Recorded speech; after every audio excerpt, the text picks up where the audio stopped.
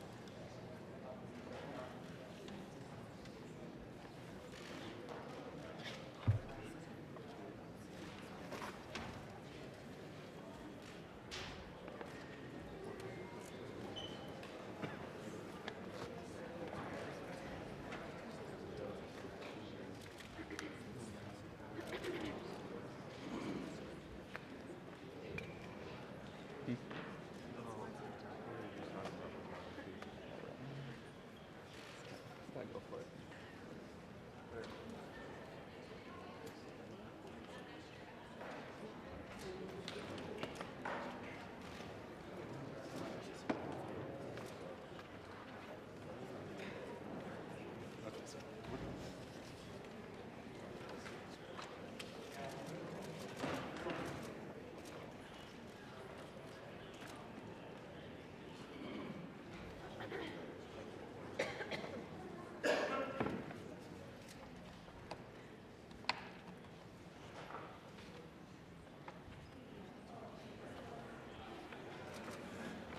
We'll wait a couple of minutes till the ranking member gets here.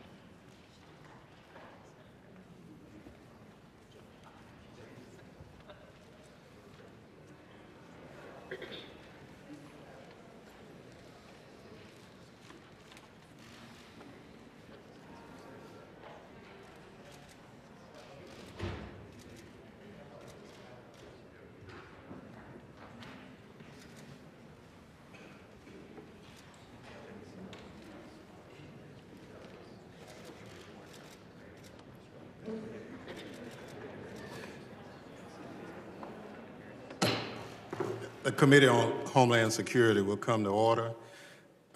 What I'd like to do is, for the members of the press, we're going to ask that you part where you are right there and get to the side.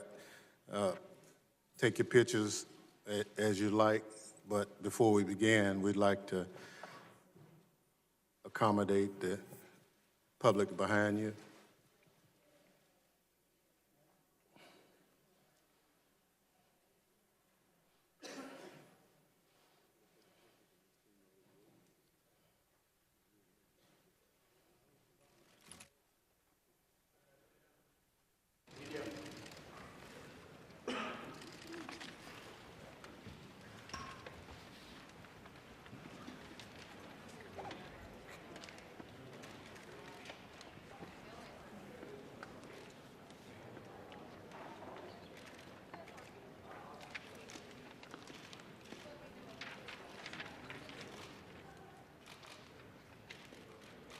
Okay, those press folk who are where you are, we're going to ask that you get to the side.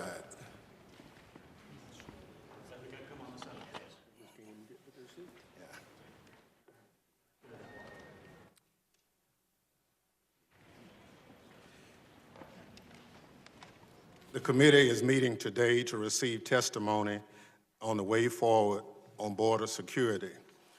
Before I begin, I want to express my condolences to those who lost loved ones in the devastating storms in the Southeast on Sunday.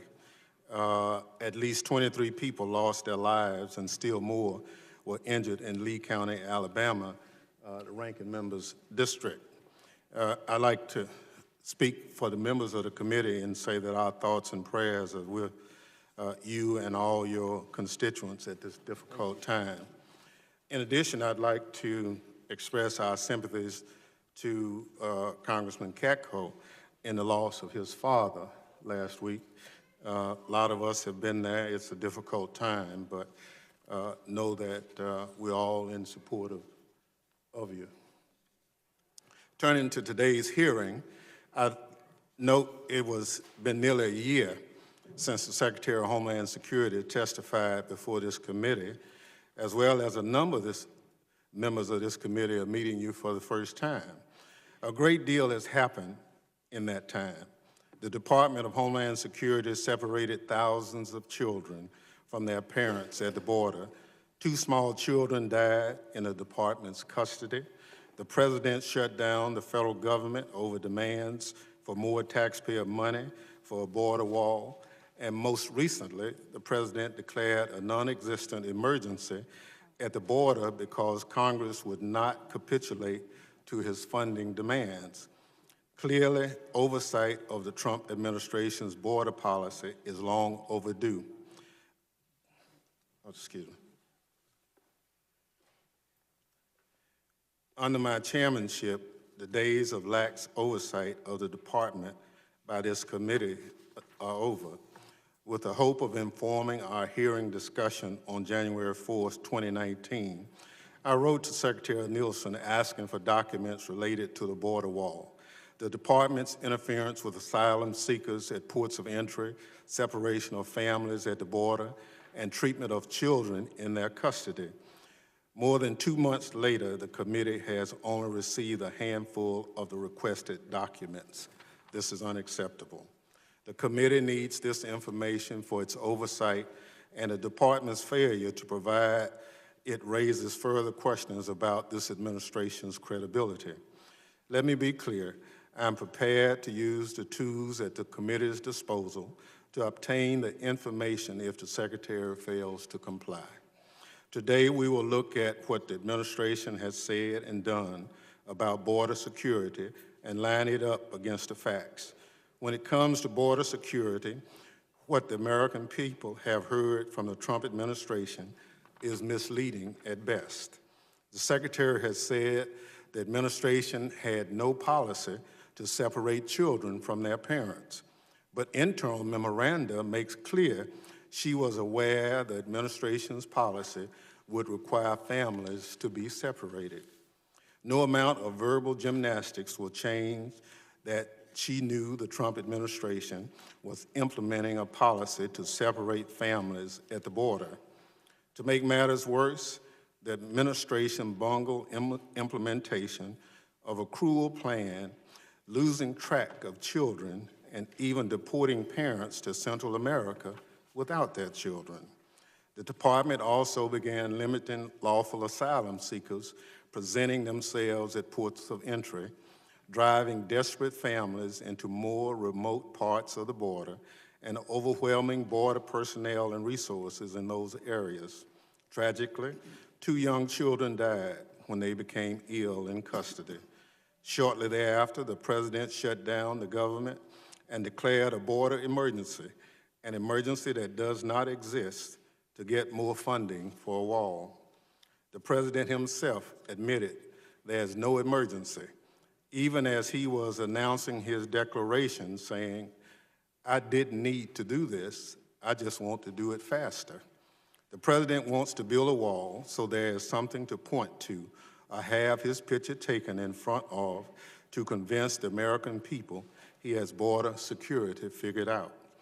Real border security cannot be achieved by building a wall on the southern border, blocking asylum seekers, or separating children from their parents. These things are simplistic solutions that may have political appeal for some, but offer little security value, if any. Indeed, focusing on the southern border to the exclusion of threats elsewhere undermines homeland security. Today, the Secretary can choose whether to be complicit in this administration's misinformation campaign, or she can correct the record and start a serious discussion about the way forward on border security. For the sake of our country, I urge her to choose the latter. The chair now recognizes the ranking member of the full committee, the gentleman from Alabama, Mr. Rogers, for an opening statement. Thank you, Mr. Chairman. I appreciate you calling us here today, and thank you, Secretary Nielsen, for being here and for your service to our country. I do appreciate the chairman and his acknowledgement of what happened in my district on Sunday. It really is breathtaking when you go down and see the devastation of a tornado that was nearly a mile wide and stayed on the ground for 70 miles. As the chairman said, we have 23 dead, 90 injured, and more than 100 homes just completely destroyed. This committee should take a lot of pride in the fact that we've made a difference in this country over the last 15 years. The first responders were just wonderful. Our local first responders, many of whom have gotten training through federal money, were flawless, worked their hearts out. FEMA did a great job. They were ready to go yesterday nearby, kept us informed, and I know they're going to do a great job in the rebuilding. But we make a difference in what we've done in preparing first responders around this country. I know the governor's been in touch working with EMA and the FEMA officials, and they're going to do a great job. But I appreciate your prayers as we try to start the rebuilding now that we've finished the search and recovery. With that, thank you, Secretary Nielsen, for everything your department's doing to assist the citizens of Alabama's 3rd Congressional District. This hearing comes at an important moment. There is a growing crisis at our southwest border. First, changing demographics have created extraordinary challenges for our Border Patrol.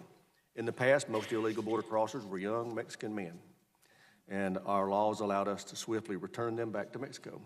Today, we're seeing massive rise in the number of families and unaccompanied children from Central America and beyond.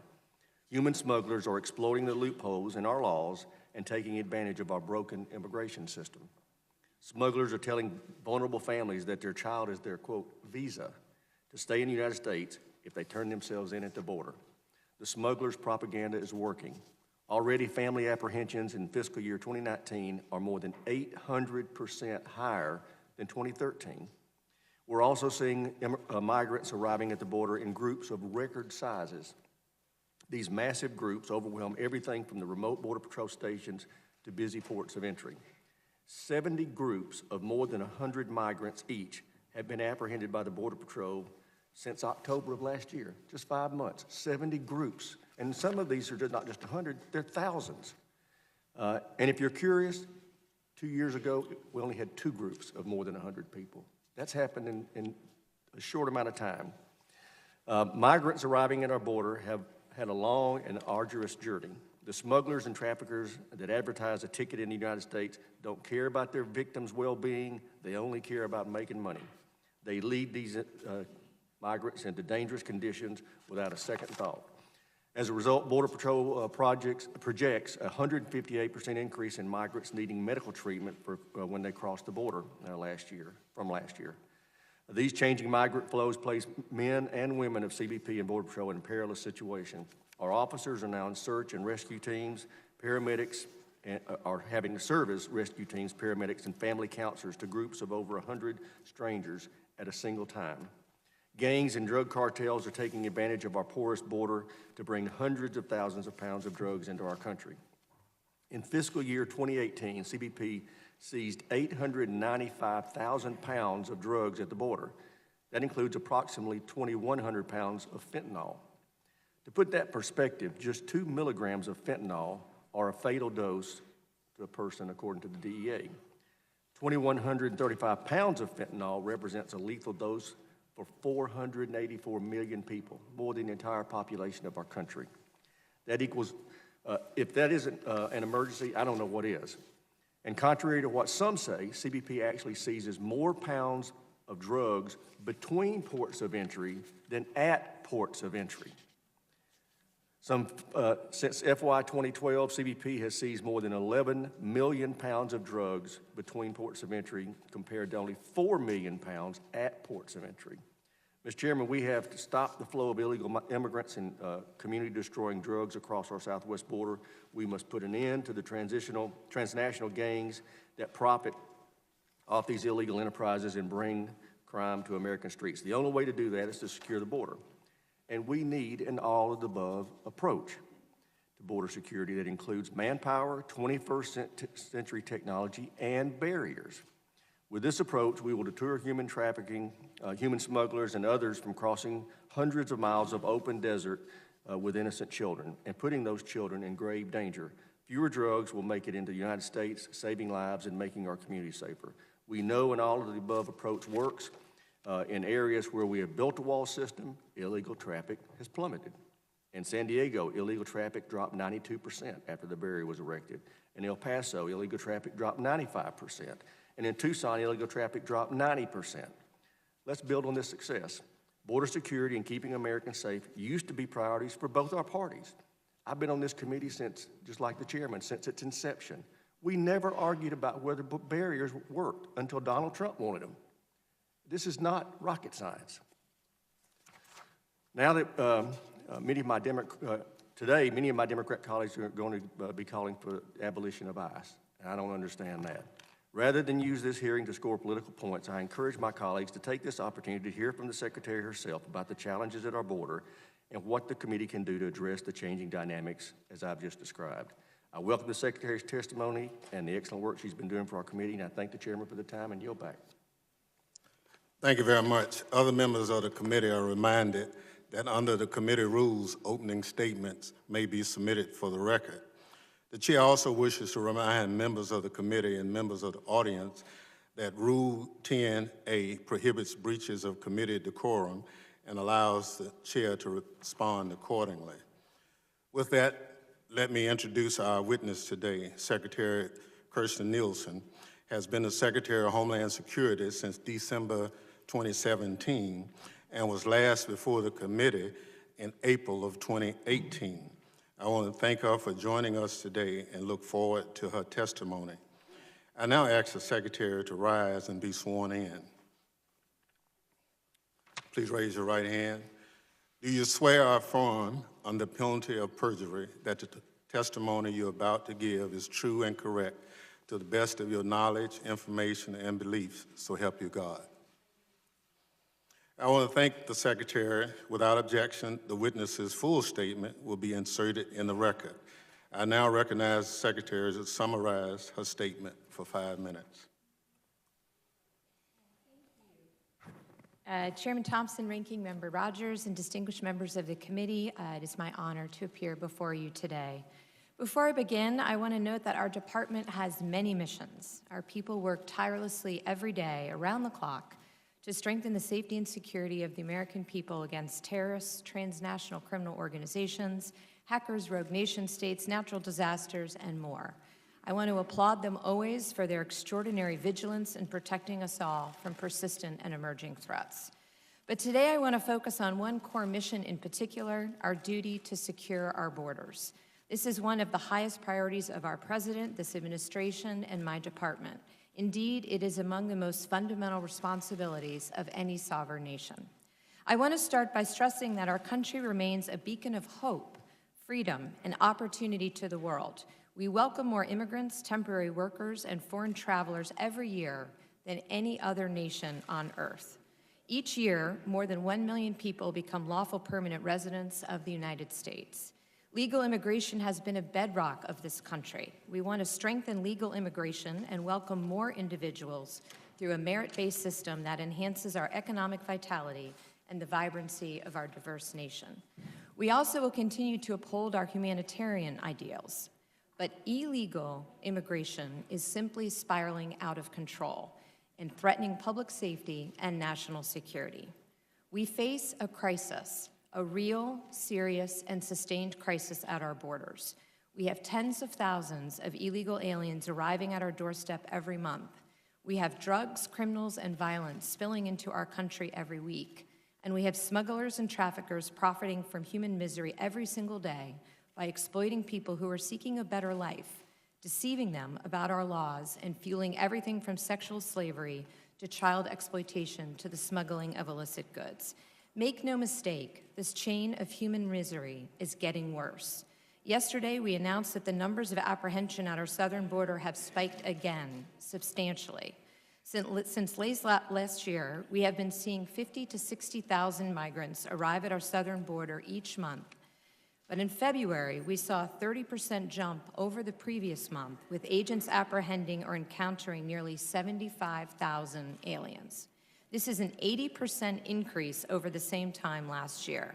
And I can report today that CBP is forecasting the problem will get even worse this spring as the weather warms up. The projections are dire. The agency is now on track to apprehend more migrants crossing illegally in the first 6 months of this fiscal year than the entirety of FY17.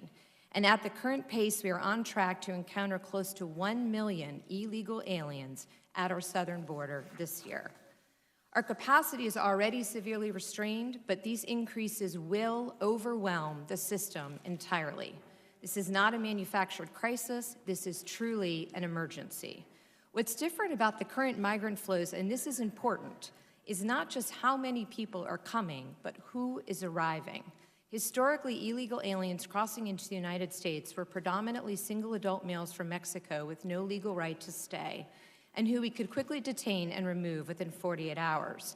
But in recent years, we have seen the numbers of vulnerable populations, children and families, skyrocket.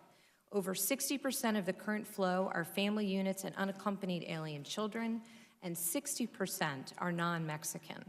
Because of outdated laws, misguided court decisions, and a massive backlog of cases, we are often forced to release these groups into the United States, and we have virtually no hope of removing them in the future.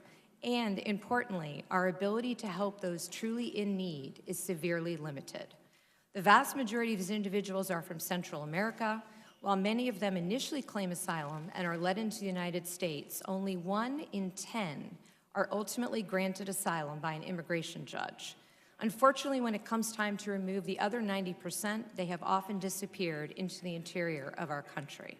Smugglers and traffickers have caught on, realizing that the outdated laws, lack of resources, and bad court decisions effectively give them a free ticket into America. Information about the weaknesses in our system have spread quickly in Central America. In fact, they are advertised. And our booming economy under President Trump has made the dangerous journey even more attractive to migrants. As a result, the flow of families and children has become a flood. In the past 5 years, we have seen a 620% increase in families, or those posing as families, apprehended at the border. This last fiscal year was the highest on record. And of great concern to me is that the children are being used as pawns to get into our country. We have encountered recycling rings where innocent young people are used multiple times to help aliens gain illegal entry. As a nation, we simply cannot stand for this. We must fix the system. Today's migrant flows have created a humanitarian catastrophe. In one study, more than 30% of women reported sexual assault along the way, and 70% of all migrants reported experiencing violence. Smugglers and traffickers are forcing migrants into inhumane conditions, demanding extraordinary sums of money and putting their lives in danger. And vulnerable populations, especially children, are coming into DHS sicker than ever before. This is also a public safety and national security crisis. TCOs are using the situation to line their pockets, fueling a rise in other illegal activity and the spread of violent crime into our country. Gang members are smuggling new recruits into the United States, with CBP recording a 50% spike over the last fiscal year of the number of gang members apprehended at the southern border alone. And DHS personnel are grappling daily with the movement of drugs, illicit goods, and unknown threat actors coming across the borders. So what are we doing about this? At the President's direction, we are confronting it head-on in many ways. Let me try to quickly summarize. We've championed a border wall system, which includes infrastructure, technology, and additional personnel. We've implemented virtually every measure within our authority to end catch and release, to keep aliens with no legal right to stay from being released into our country. We've worked with the Pentagon to deploy troops to the southern border, which has helped us achieve tens of thousands of apprehensions and turnbacks of illegal aliens. We've dramatically increased referrals for prosecutions of single adults illegally crossing the border from 12% at the start of the administration to nearly 50% today. We have worked tirelessly with the Northern Triangle countries. I myself can attest to the many trips that I've made and the conversations and negotiations I've had to deal with the root causes of migration and to address the challenges at the source.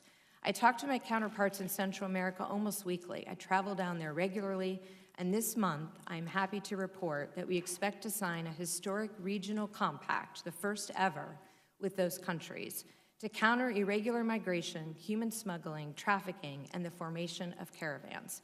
This is something I've been pursuing for years, and it will have a real effect on this crisis. We've stepped up efforts to protect women and children from being abused, kidnapped, sexually assaulted, and exploited upon the dangerous journey, and we're doing more to dismantle TCOs, including through concerted interagency action and deeper foreign partnerships. We've intensified operations to seize illicit drugs, especially opioids, as they are smuggled into the U.S., including through the deployment of new technology. We're putting in place important measures to reduce asylum fraud so we can better help those who are truly fleeing persecution. This includes having certain individuals wait in Mexico until their claims are processed and where they are afforded humanitarian protection to ensure that the flow is safe and orderly. But it's simply still not enough. We need Congress to act so that we can take operational control of the border, as Congress directed us in law to do, to protect vulnerable populations, to reduce the life-ending flow of drugs into America, and to confront the scourge of human trafficking. Without congressional action, America's borders will never be secure. Until we deal with the outdated laws that contribute to this problem, the situation will only get worse. Simply put, the laws are not keeping up with the migrant flows. The gaps in the system are obvious. Just as laws must be revised to address technological advances and emerging threats, so too must the laws be changed to address vastly different circumstances at the border. If migrants arrive with children, we can only detain them for days, and then we have to release them. Even when they have no legal right to stay, we cannot keep them together as a family. Please summarize your statement, please. So what do we need? We need Congress to change the law to promote family unity, to ensure the safe and prompt return of UACs back to their home countries, and to close loopholes that allow dangerous criminals to get released into our communities. I'm happy to, in response to questions, talk more about our activities with the Northern Triangle, but I would just like to conclude my remarks by asking for Congress to work with me. I'm happy to meet with anyone that has a suggested solution. No rational person would design an immigration system like we have today. It's dangerous for Americans, it's dangerous for migrants, it undermines our nation's values, and it fails to uphold our fundamental obligations to the American people. Although we may disagree on solutions, I hope there can be a consensus that the current system isn't working and that this is an emergency we must address together. I look forward to your questions. Thank you, Chairman. Thank you very much. We allowed you to go over because some people need to hear you for the first time. I greatly appreciate that, sir. So, and thank you. As I said in my opening statements, Madam Secretary, we've sent requests for a number of information to you, and we've not gotten the information back. Can you commit to this committee to get that information back? Apologies. Yes, sir. And it's in detail. It's not where it needs to be. So I want to encourage you there. Asylum seekers. A lot of us have had an opportunity to talk to a number of people involved. Can you tell the committee why asylum seekers are being turned around contrary to law? Sir, all asylum seekers have the opportunity to present their case. We're not turning anybody around. What we are doing is exercising statutory authority that enables us to in conjunction with Mexico to return to Mexico migrants who have arrived from that country to await their processing. This is to assure a safe and orderly flow and to ensure that their humanitarian rights are protected. So your testimony is that, to your knowledge, no one presents themselves for asylum and is not presented their rights as to what they have to do. Our policy and processes when we encounter, as you know, an alien is we do provide them with information on their legal rights, their ability to access counsel. I'm not sure if you're referring to credible fear. If you do not pass that initial credible fear screening, obviously then you do not, you can appeal that, but generally speaking, you do not go on to meet before an immigration judge for your asylum claim. So is that something you do in writing or you do it orally? Both. They are presented with information in writing, and then we also, of course, advise them orally. Can you present this committee with the written direction that asylum seekers receive from your department when they present themselves? Yes. The other situation is the president made a comment that he really didn't need to do the emergency declaration. He just wanted to do it faster. Do you have any information for the committee as to what he was talking about?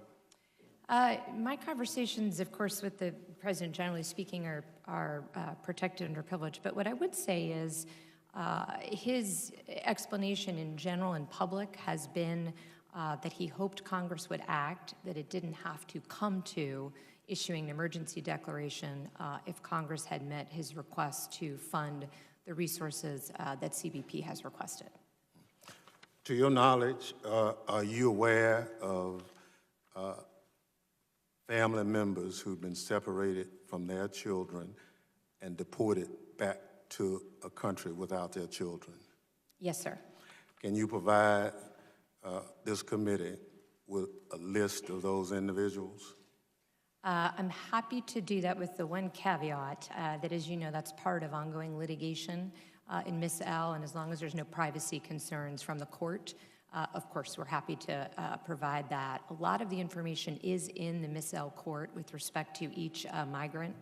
I would also just note that, consistent with longstanding practice in the law, before we deport any alien after they have gone through the process and receive a final order of removal, we do ask them if they would like to take their children with them.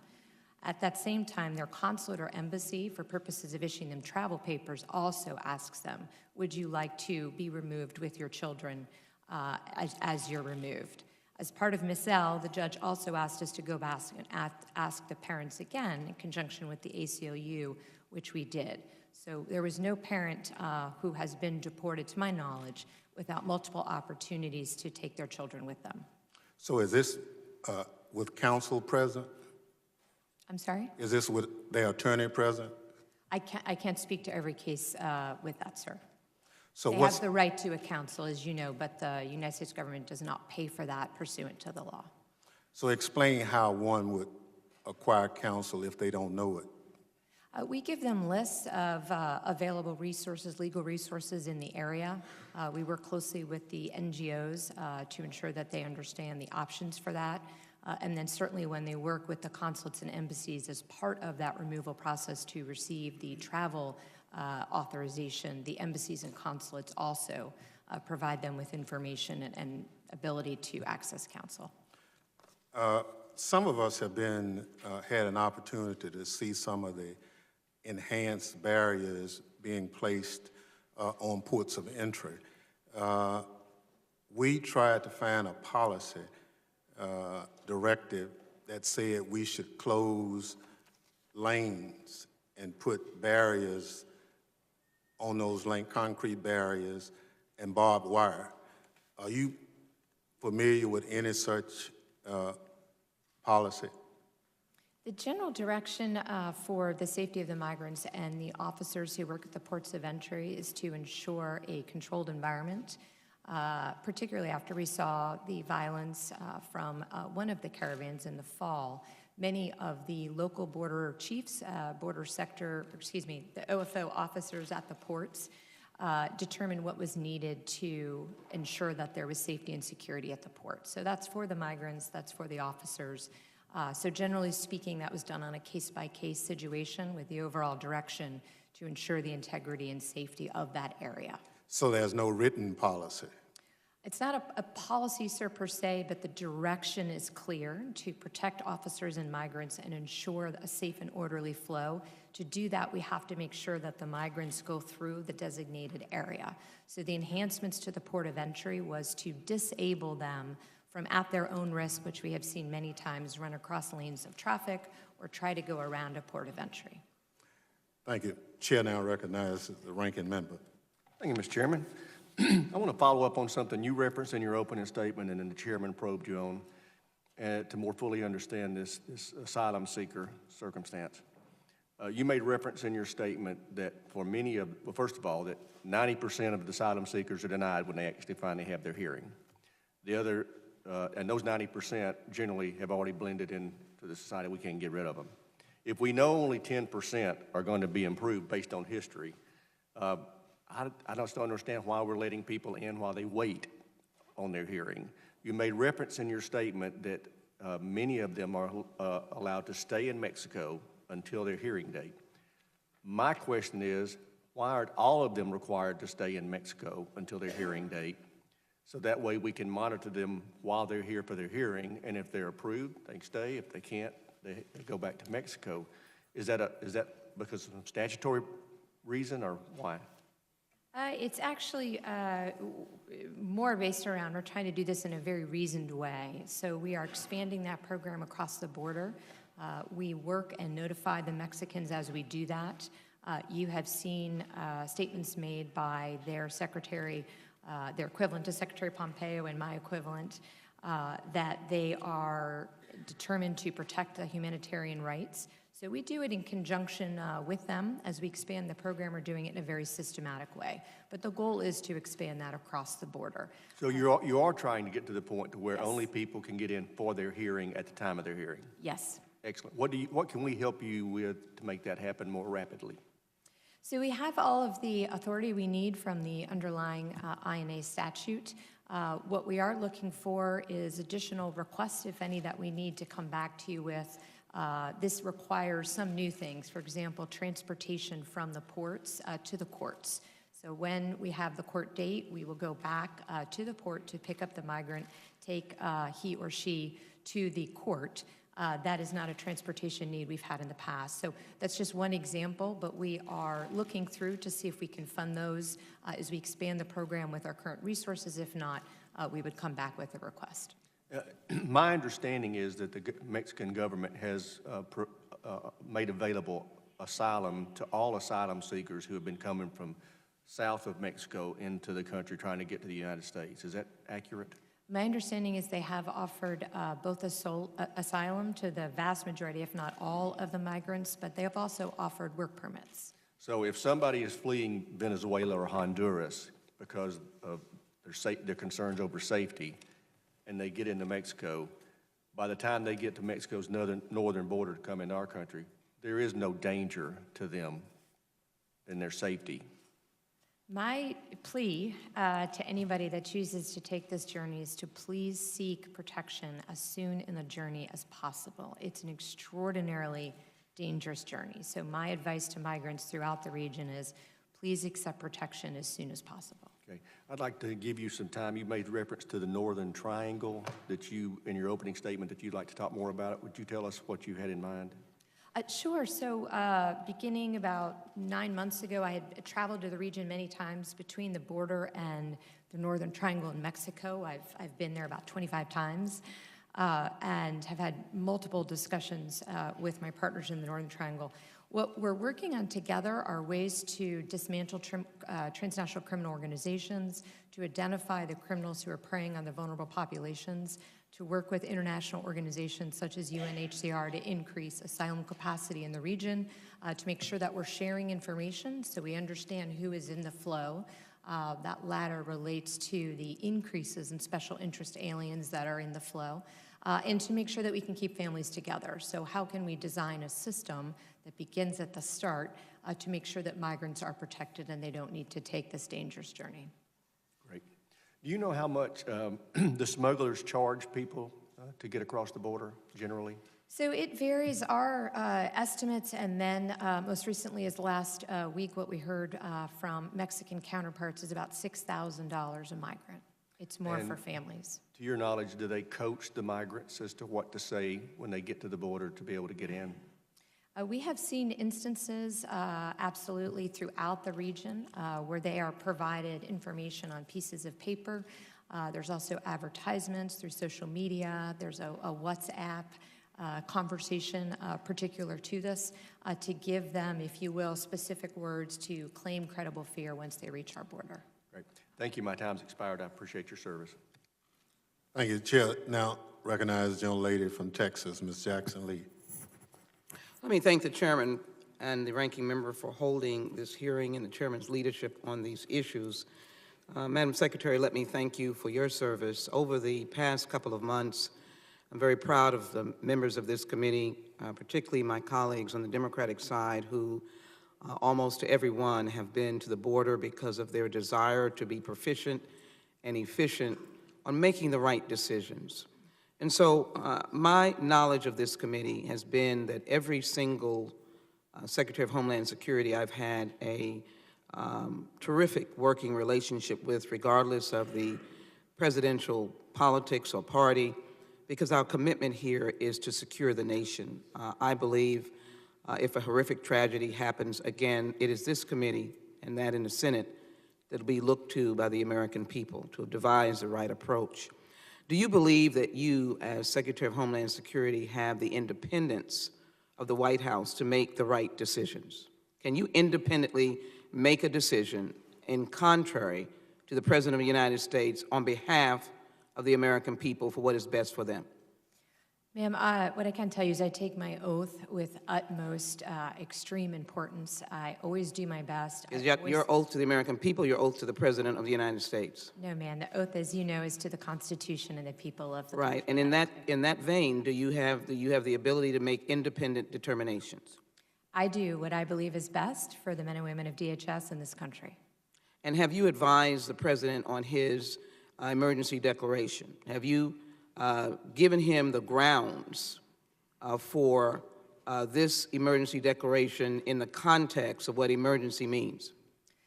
What I have done is I've given him all the facts from the men and women working at the border, many of whom I know you all have met with, and thank you for that. So what I do is I give him the operational reality. Here's what we're facing, here's what we're seeing, here are the facts. By my read of it, it is an emergency, it is a dual crisis. That's the information I provide. Well, if there's any data that you have given him in particular, I'm going to request that it be made available to this committee, whether in a classified section or not, in writing. And if there have been any memos that you've directed to the President that would have given him the basis of calling for, in my opinion, a false emergency declaration, I will not judge your data as you're giving facts, then I would like that to be submitted to this committee. Let me, Ma'am, if I could, I would be remiss if I didn't say much of the information that I give in private to the President, of course, is covered under confidentiality privileges. We're happy to give you any information that we work on from the operators. We're very transparent. Most of that information, as you know, is published on our website.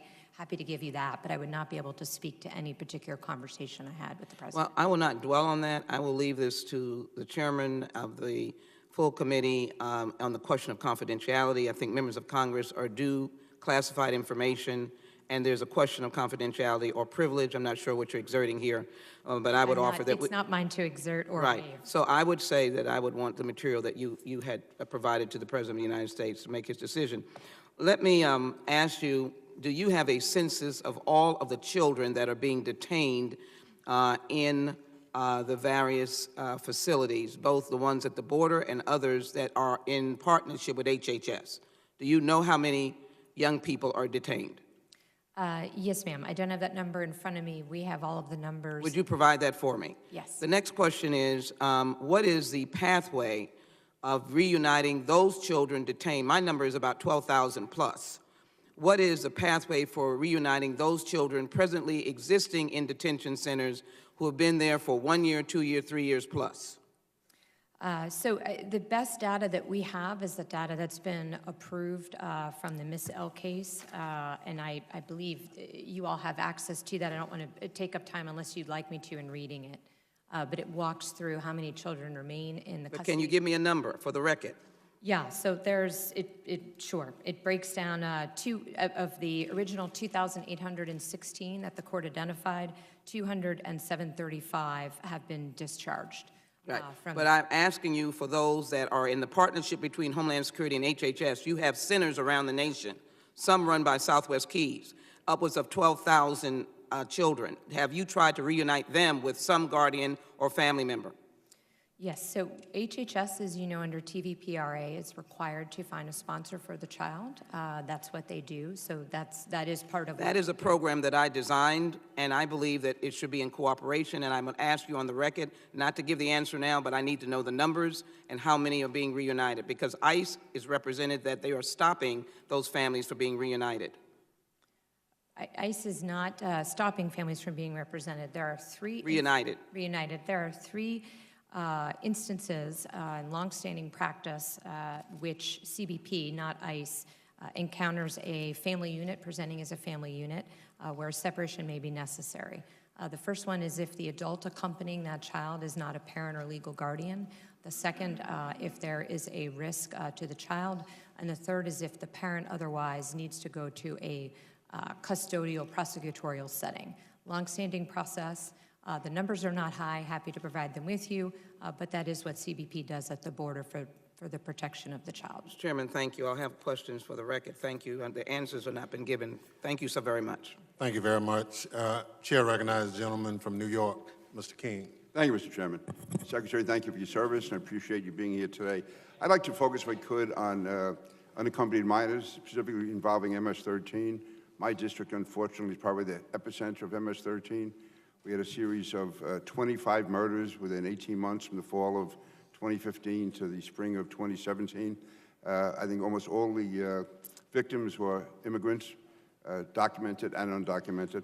So it was a slaughter within the immigrant community. What we found was that many of those murders were carried out by unaccompanied minors. I think in the most recent series of indictments, of the 11 indicted for murders, 7 of them had come across as unaccompanied minors. And let me commend your department and others. Since April of 2017, there have been no murders. There were 25 in the previous 18 months, none in Suffolk County since then, and I commend you for that. HSI has done an outstanding job. FBI, Justice Department, working in conjunction with the Suffolk and Nassau County Police, so I thank you for that. But what was found at the time was that these minors coming across, a number of them were actually sent by MS-13, or if they weren't sent by MS-13, the families that volunteered to take them in from HHS were either supporters of MS-13 or had relatives back in Central America whose lives are being threatened if they did not take them in, and then they went into the schools, and in certain schools, there are actually areas of the school that were taken over by MS-13 young people. And again, as I said, a large number of those murders were carried out by MS-13. What the police said at the time was they were concerned that there was no vetting when these unaccompanied minors, I know they get turned over to HHS, so this is maybe more of an HHS issue than yours, but again, as to whether or not they had any MS-13 connections, nor was there any vetting of the families who were volunteering to take them, nor were the local police notified when these unaccompanied minors were coming into these school districts. And the school district had no choice but to take them. So I ask you now, is there increased vetting as to knowing whether or not these unaccompanied minors have any MS-13 connections, whether or not the families volunteering to take them have MS-13 connections, and are local law enforcement notified when these unaccompanied minors come into their districts? Thank you. Let me take them bite sizes. Yeah. We do now do background checks. One of the things I was very concerned about when I came in as secretary is that we were not doing enough to protect children, to ensure that the adult coming to pick them up out of HHS care did not pose them a threat. And certainly one of the threats that could be posed would be if that adult was part of MS-13. We now do background checks. HHS uses the information on that background check to determine the suitability of the sponsor before they release the child. I'm not aware, and I'm happy to get back to you for the record, I'm not aware if HHS consistently tells communities where UACs are placed and if there is a concern that the UAC might have gang ties. I'm not aware of that, but I'm happy to get you that information from HHS. On the front end, when we encounter UACs, certainly if we believe they are a risk in any way, the brief time that we have them before we transfer them to HHS, we will separate them out from the other population of children for the safety of the other children. But other than that, we do not have a systematic way to ask UACs or look into their background while they're in our custody. Do you feel there's enough cooperation between DHS and HHS? We do work very closely together day to day. We share the modeling, the projections, what children are coming in, what children they're releasing. It does, in my opinion, need to be a bit stronger with respect to ensuring that the sponsors do not pose a threat. Okay. Thank you, Secretary. And again, thank you for your efforts. It's been, again, that drop-off of murders has been phenomenal, from 25 to 0. So thank you very much. Chair now recognizes the gentleman from Rhode Island, Mr. Langevin. Thank you, Mr. Chairman. Madam Secretary, welcome. Thank you for being here today. Let me establish from the outset that we all want stronger border security. The question is, what is the most efficacious way of getting us there, and not creating a solution that fills a political promise but doesn't really achieve strong border security.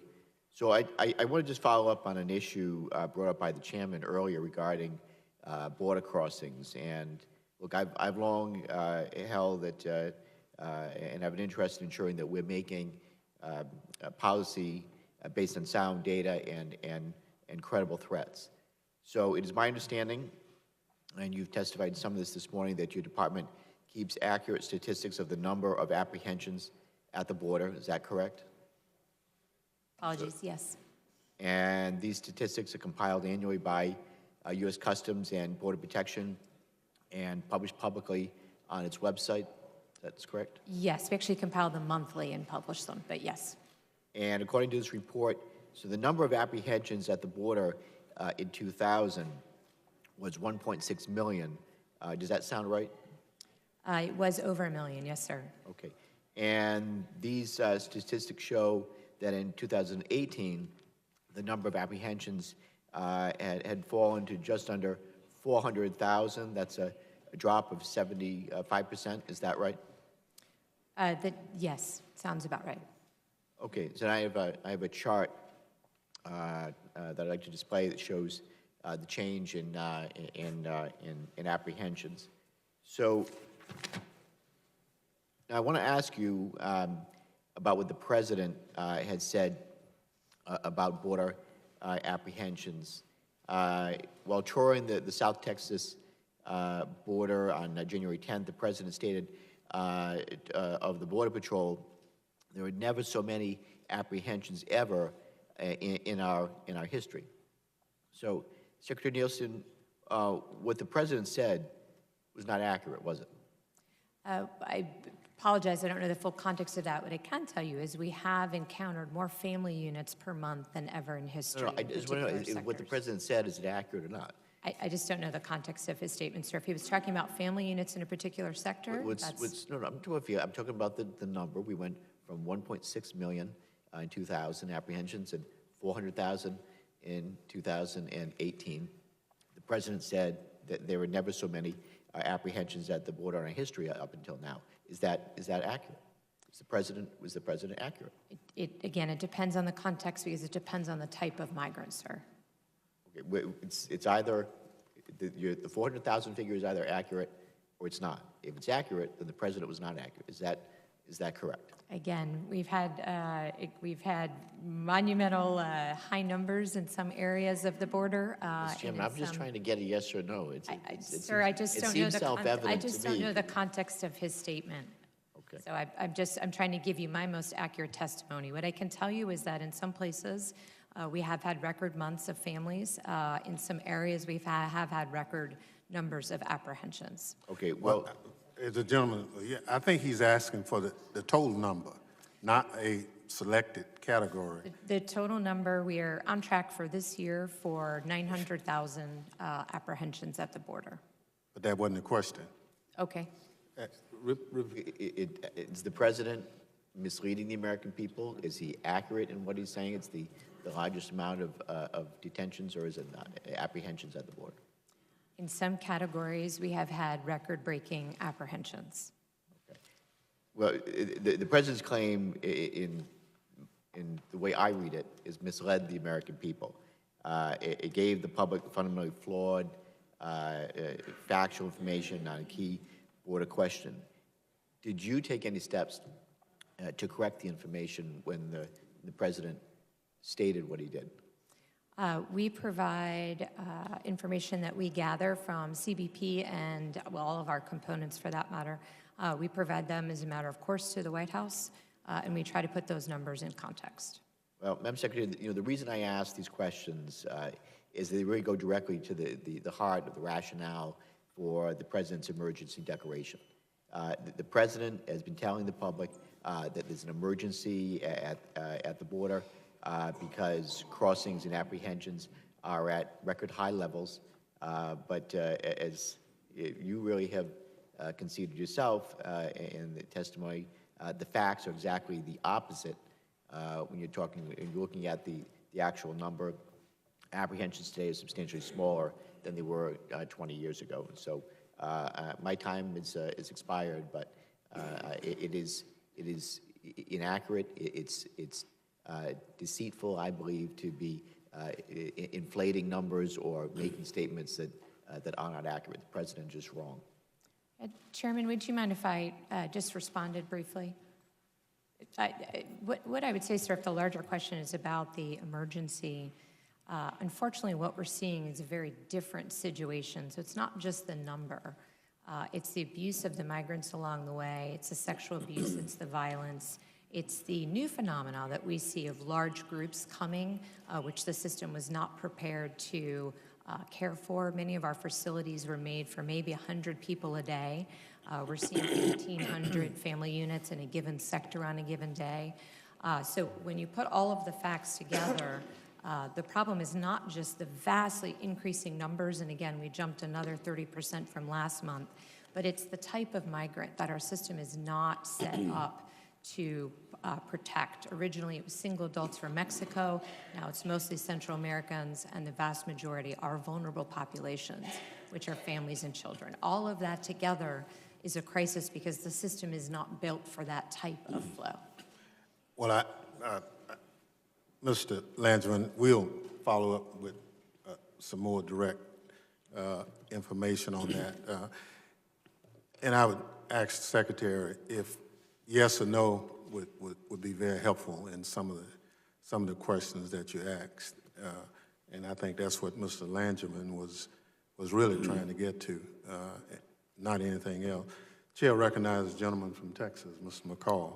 Thank you, Mr. Chairman, and Madam Secretary, welcome to this committee. I've been following the border probably longer than I care to. Back when I was U.S. Attorney, Western District of Texas, to 15 years on this committee, chairman of this committee. Hard to get a good solution, but I can tell you, at least as I see it, and I just want to get your understanding that the threat has changed. It used to be in the old days we had predominantly males crossing for work. Now we have more family units than ever crossing because the coyotes understand the legal loopholes that we talk about, and they now know how to exploit them, and they're making a heck of a lot of money off it in the process and putting children in harm's way up that dangerous journey as they go northbound. In fact, in February, I think the apprehensions were 76,000 immigrants that were apprehended at the border. Then you throw on the fentanyls, the meth labs, dangerous drugs coming into this kind of the human sex trafficking. I think it is a crisis. I think the president's correct in saying it's an emergency and that we need dire action now. I'm disappointed we didn't pass the Goodlatte-McCall bill last November. I think it would have solved a lot of these problems. But there were about every Democrat voted against it and 20 Republicans voted against it. That was a historic opportunity, and here we are talking about this problem when we know that the laws are the magnet that draw them into the United States of America. And until Congress acts, and I look at you and I feel not sorry, but it's not your fault. It's Congress that's failed to act to solve this problem. And until Congress acts to solve the problem, we're going to continue to have this constant problem on our border. I think the president's doing everything he can in a creative way as well to get security down there that I think is very important. But I want to also talk about root causes. You talk about the Northern Triangle. You spend a lot of time down there. I'm going down with and put my Foreign Affairs hat on. The chairman of the Foreign Affairs Committee and I are going down to Colombia, to Venezuela. You have 3 million migrants coming out of Venezuela into Colombia, and they're probably going to start heading up north. This is a humanitarian crisis at its worst. We're going down there, and we're also going to go to the Northern Triangle. Can you tell us the latest on the Central American Security Initiative and how we can stop these families from making, paying $6,000?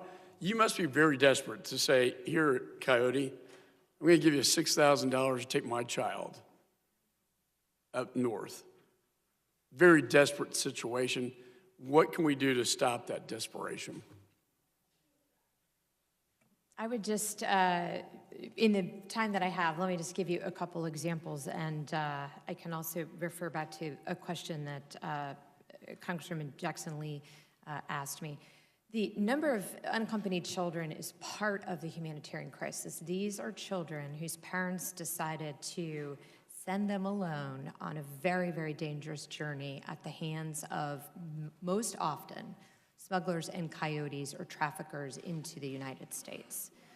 What we hear from the Northern Triangle governments, they have said this publicly, I am sure that they will tell you when you visit them, is they want their children back. Our laws uniquely allow us to send Mexican children back home after they have gone through a process and do not have a legal right to stay. But under the law, we cannot send children from other countries back, except for Mexico and Canada. So the Northern Triangle governments have said to us, they will say to you, please send us our children back. We want them reunited with our families and communities here. We don't want the smugglers to be able to convince parents to send their children on this perilous journey where they are absolutely victims of violence and abused. As you know, sir, very unfortunately, because of the increase in violence at ICE, when we have families with children, we have to give every girl a pregnancy test over 10. This is not a safe journey. So I ask again that we change the law, we treat all children the same, and we afford them the opportunity to go back home if they have no legal right to be in the United States. The other part of this that I think we need to do is we need to find a way to be able to keep families together. Families need to be able to be kept together, go through the process. If they have a legal right to stay, we will welcome them here. If they don't have a legal right to stay, the most humanitarian thing to do is to remove them efficiently and effectively. Both of those changes we need from Congress. Thank you, Madam Secretary. I see my time has expired. Thank you very much. Chair now recognizes the gentlelady from New York, Ms. Rice. Thank you, Mr. Chairman. Madam Secretary, I just want to ask you to qualify a question that was asked before. Can you confirm that there has never been a parent deported under your tenure without finding out if they want their children to go with them? Simply yes or no. Can you confirm that? To the best of my knowledge, every parent was afforded that option. Okay. Secretary Nielsen, on June 17th of 2018, you tweeted, "We do not have a policy of separating families at the border, period." Then Attorney General Jeff Sessions announced the Justice Department's zero-tolerance policy to prosecute all individuals who cross the border outside of ports of entry, and he made that announcement on April 6th of 2018. In a memo to you dated April 23rd regarding the Justice Department's zero-tolerance policy, CBP Commissioner Kevin McAleenan, USCIS Director Francis Cisna, and then ICE Acting Director Thomas Homan stated DHS could also permissibly direct the separation of parents or legal guardians and minors held in immigration detention so that the parent or legal guardian can be prosecuted pursuant to these authorities. Did you read that memo, yes or no? Yes. Did you concur with this assessment made by your component agency leaders, yes or no? There were many assessments in there. I concurred with their recommendation on what to do to increase consequences for those crossing the border illegally. The piece that I just read, do you concur with that? I'm sorry, could you read that particular? DHS could also permissibly direct the separation of parents or legal guardians and minors held in immigration detention so that the parent or legal guardian can be prosecuted pursuant to these authorities. That specific statement. As I was in that understand memo. it, we have the legal authority to do that, yes. Did you agree with that? What I agreed to do is to. No, did you agree with that But that wasn't assessment that they made? That wasn't a recommendation, ma'am. It's a legal statement. We do have the legal authority to do it, as I understand it. Were you aware that the zero tolerance policy would lead to minors being separated from their parents, yes or no? As we increase consequences for those who break the law, just as Yes everywhere. or look, Ma'am, I have such limited time, Madam Secretary. I'm sure you can appreciate that. As a Can you please just consequence answer for a yes or no? parent going to jail, we in this country do not take the children to jail. Okay. So I take that as a yes, that you understood that the zero tolerance policy was going to lead to minors being separated from their parents. As it has in the last 3 administrations. Okay. So the answer is yes. At the end of February, BuzzFeed News reported that you did not issue guidance on how to implement the zero tolerance policy until May 4th, which was about a month after the Attorney General Sessions announced the policy. Did you discuss this policy with Attorney General Sessions before he announced it on April 6th? Yes or no?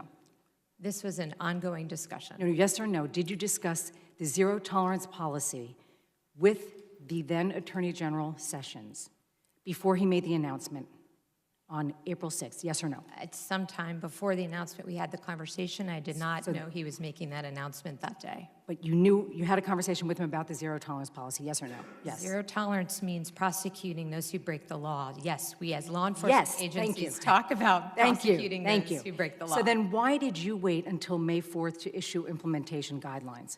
Because we wanted to work within the department to ensure we could do it in a appropriately safe way with compassion. As you mentioned, the memo from my component heads came April 23rd.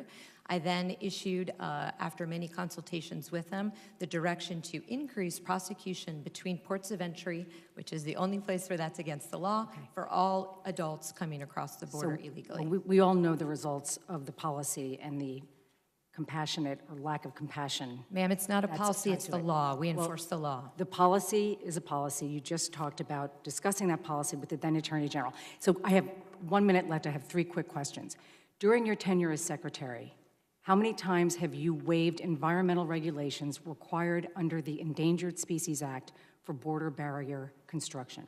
There are multiple laws that we look at. I can get I'm you the asking you number. I specifically understand, about this and I'm one. trying to answer it. I believe 4 or 5, but I will 4 or get you 5. the exact answer. During your, thank you. During your tenure as Secretary, how many times have you waived environmental regulations under the Clean Water Act for border barrier It construction? would be the same number. Again, I'm happy to get you the exact number. Okay. And during your tenure as Secretary, how many times have you waived environmental regulations under the Clean Air Act for border barrier construction? It should be the same. I'll get you the number. Okay, thank you. Thank you, Mr. Chairman. Thank you very much. Chair now recognizes gentleman from New York, Mr. Katko. Thank you, Mr. Chairman, and thank you for the kind words about my father. I very much appreciate it. Welcome, Ms. Nielsen. It's nice to see you again. I have a rather unique perspective on the border, and I know a lot of people are going to be talking about the immigration component, but the crisis is just not with respect to immigration. It's with respect to the drugs that are pouring across this border and that are killing our kids at a rate of 5 an hour for heroin alone, which is frightening. And one of the big components of that is fentanyl. And just a tiny amount of fentanyl is what's proving fatal in most of the heroin overdoses now because the fentanyl is being mixed with the heroin. Can you tell me if there's been any significant seizures of fentanyl at the border recently? At the border, yes. In the interior as well.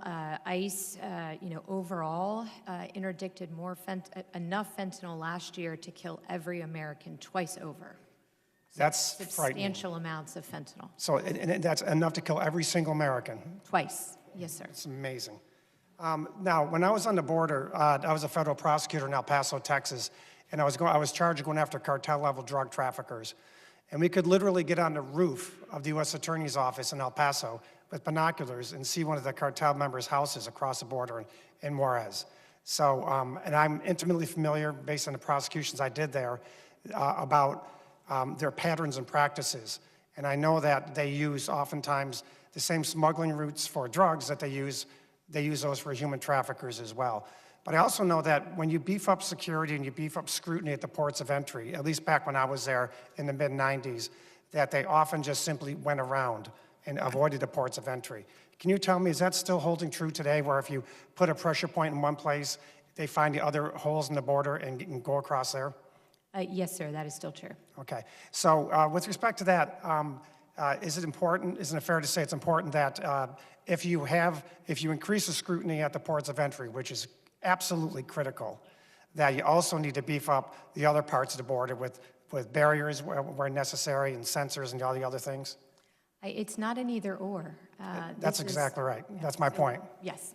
Okay. So I think it's incumbent when we have this discussion to understand that we all agree on both sides of the aisle that beefing up the ports of entry and the security and using the highest technologies we can there is critically important. I was always amazed at the ingenuity of the drug traffickers in secreting the drugs and humans in vehicles coming into the ports of entry. So we got to do that.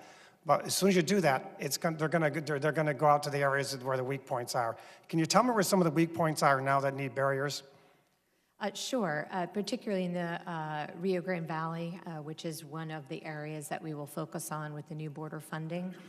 El Paso is a particular area where we see increased flow, particularly with the number of families. It's well over 1,000% increase in families traveling through that particular area. And of course, when I say El Paso, as you know, I mean the sector. El Paso sector, I understand. Yes, sir, through the ports of entry. Those are the two main areas. As you know, we have a border security improvement plan that we provide, that we update each year, and we go in a risk-based way as to where those smuggling routes and violence are. Now, the barrier that's being contemplated, that's been a subject of much consternation over the last several months, it's not for the entire southern border, is it? No, sir. And how much are we really talking about? How many more additional miles of barrier are we talking about? At 700, a little more than 700. And is it fair to say that up until this administration, it's been a pretty bipartisan agreement that barriers are needed at certain points along the border? Yes, sir. Okay. I want to switch gears, if I may, just for a moment. With respect to cybersecurity, which I'm the ranking member of that subcommittee right now, there's a bill that we're going to be submitting next week that suggests and asks that a cybersecurity and infrastructure advisory committee be created, similar to what we did with TSA and the ASAC committee. Are you familiar at all with that bill, and do you think that an advisory committee is necessary? So we're happy to work with you on that. We do have a critical infrastructure advisory council already, but we have been looking into whether we need something that can focus more specifically on cyber, because it is a unique expertise, as you well know. So we're happy to continue to have our staff work with you on technical assistance on that. Right, and it's fair to say that cybersecurity is probably one of the biggest threats to our country right now overall, and so the more we can have information flowing, going back and forth between the stakeholders and Homeland Security, the better it's going to be. Yes, sir. I know it's not the particular topic today, but I will just say, as I have said before, the threat to cybersecurity is blinking red. It is absolutely one of, if not the highest threat that we've faced in the homeland. Thank you, Ms. Nielsen. I'll yield back, Mr. Chairman. Thank you. Chair now recognizes the gentleman from California, Mr. Correa. Thank you, Mr. Chairman, and thank you for holding this most important hearing. And Secretary Nielsen, thank you very much for being here as well, ma'am. I just wanted to very quickly follow up with some of the comments made from my learned colleague from New York, Mr. Katko. Ma'am, would you say, as you continue to squeeze the southern border, are we going to look, there's so much money in drugs now. Yes, sir. You just came back from the Northern Triangle, and you know what's causing all kinds of problems is our U.S. dollars corrupting those systems in Central America. So as you continue to squeeze the southern border, would you say our seaports are also going to be susceptible as being areas of smuggling, and possibly the northern border, the Canadian border? Would you say that is also a place that could be used and if not now, but in the very near future, by smugglers to bring in drugs? We do it all based on risk, but yes, sir, criminals will find a way, unfortunately, to do whatever their criminal act As long as we keep paying for those, unfortunately, those illicit drugs, people are going to find a way. The drug demand is a very large problem, yes, sir. Thank you. I'm going to shift very quickly, ma'am. And last year, Secretary Nielsen, I sent you a letter regarding family separation, dated June 20th, 2018. I've not gotten a response yet from your office that's satisfactory. These are black and white questions. I resubmitted this letter to your Border Patrol Chief, Carla Provost, last week, and I'm going to submit the same letter to you today. And I'm hoping that we can work together to find some answers to these questions on family separations. One of my new assignments is I'm going to be chair of a subcommittee on TSA security, and like everybody else in this committee, we're all concerned about safety, especially terrorists, anti-terrorist activities. And you stated recently that to Congress in fiscal 2017, DHS prevented 3,700 known or suspected terrorists from coming into the U.S. I think most of these were being stopped at our airports. Is that correct? Yes, sir. Something like 3,700 were actually stopped by our TSA agents at airports, maybe less than 100 southern border, less than 10 at the southern border, and more like 100 at our northern border. Does that sound about right? The majority were through the air environment. The only thing I would just add is many of them are actually identified by CBP as part of the vetting before they travel. So they're either stopped from traveling or, as you say, stopped by TSA or CBP once they arrive. So this is the work that you do in coordination with other nations around the world. Brazil, yes. I know Brazil's a very popular jump-off point to the U.S. in terms of possible suspected terrorists. Brazil has a much more open visa enterprise, and so because of that, yes, sir, we do see it being exploited, unfortunately. The reason I ask this is because I want to do a deeper dive into some of these numbers to really put our resources where we really need to focus on stopping terrorists. In fiscal year 2018, open source reporting by CBP data, only 6 suspects caught at the southern border. And I presume you continue to have the vast number being stopped at our airports. So I can't speak to the, as you can understand, I can't speak to the particular number of terrorists stopped at the southern border because that is classified, at least not in this setting. Correct, and I will look forward to working with you in a classified setting to address these issues. Would be happy to. Just real quickly for perspective, though, yes. What I would say is, there's another category called special interest aliens, where those who've been identified as individuals who travel or have other aspects that are very similar to a terrorist.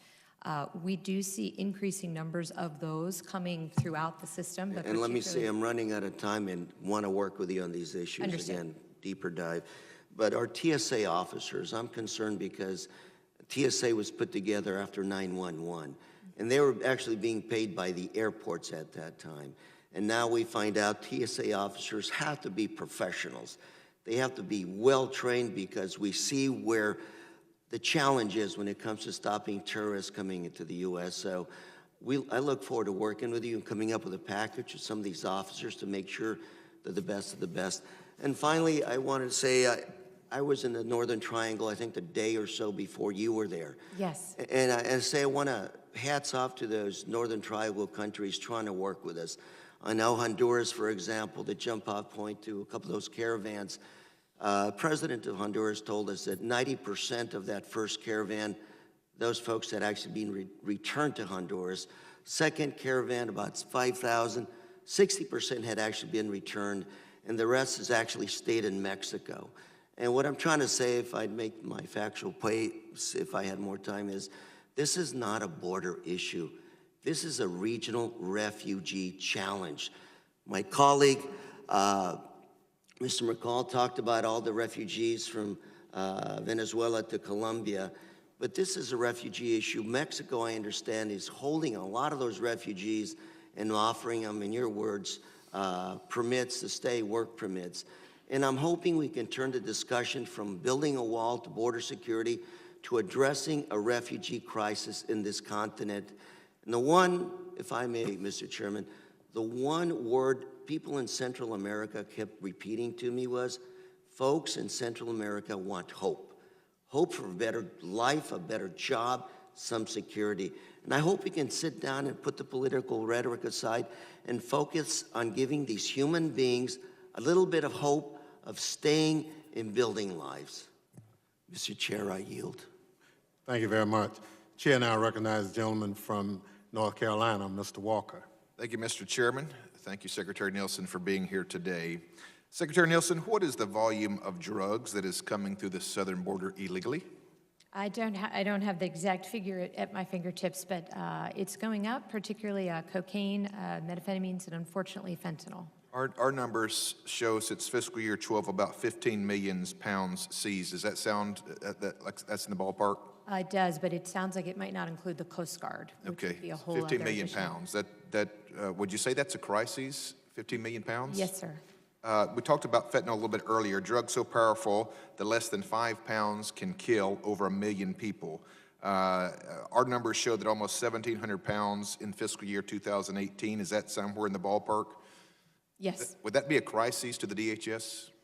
It is, because it's an extraordinary danger to our communities, but it's also a danger to those who are inspecting packages. We've spent a lot of time on training. We had to do a lot of things differently, even for the dogs who were dying just by virtue of breathing the fumes from the fentanyl. We've talked about the massive amount of individuals or people coming across the southern border. Do you have any estimates per year what that looks like? We are on track right now to be at 900,000 this year. Okay. Our apprehensions of The family units went up around 30% from last month, and the same for UACs. This is those are the two vulnerable populations that are. aliens of accompanied alien children increasing or decreasing right now? They are increasing extraordinarily rapidly, are dramatically increasing. Yeah, I think in the fiscal year 2018, the number was 107,000. Already, the first 4 months of fiscal year 2019, that starts in October, is 99,000.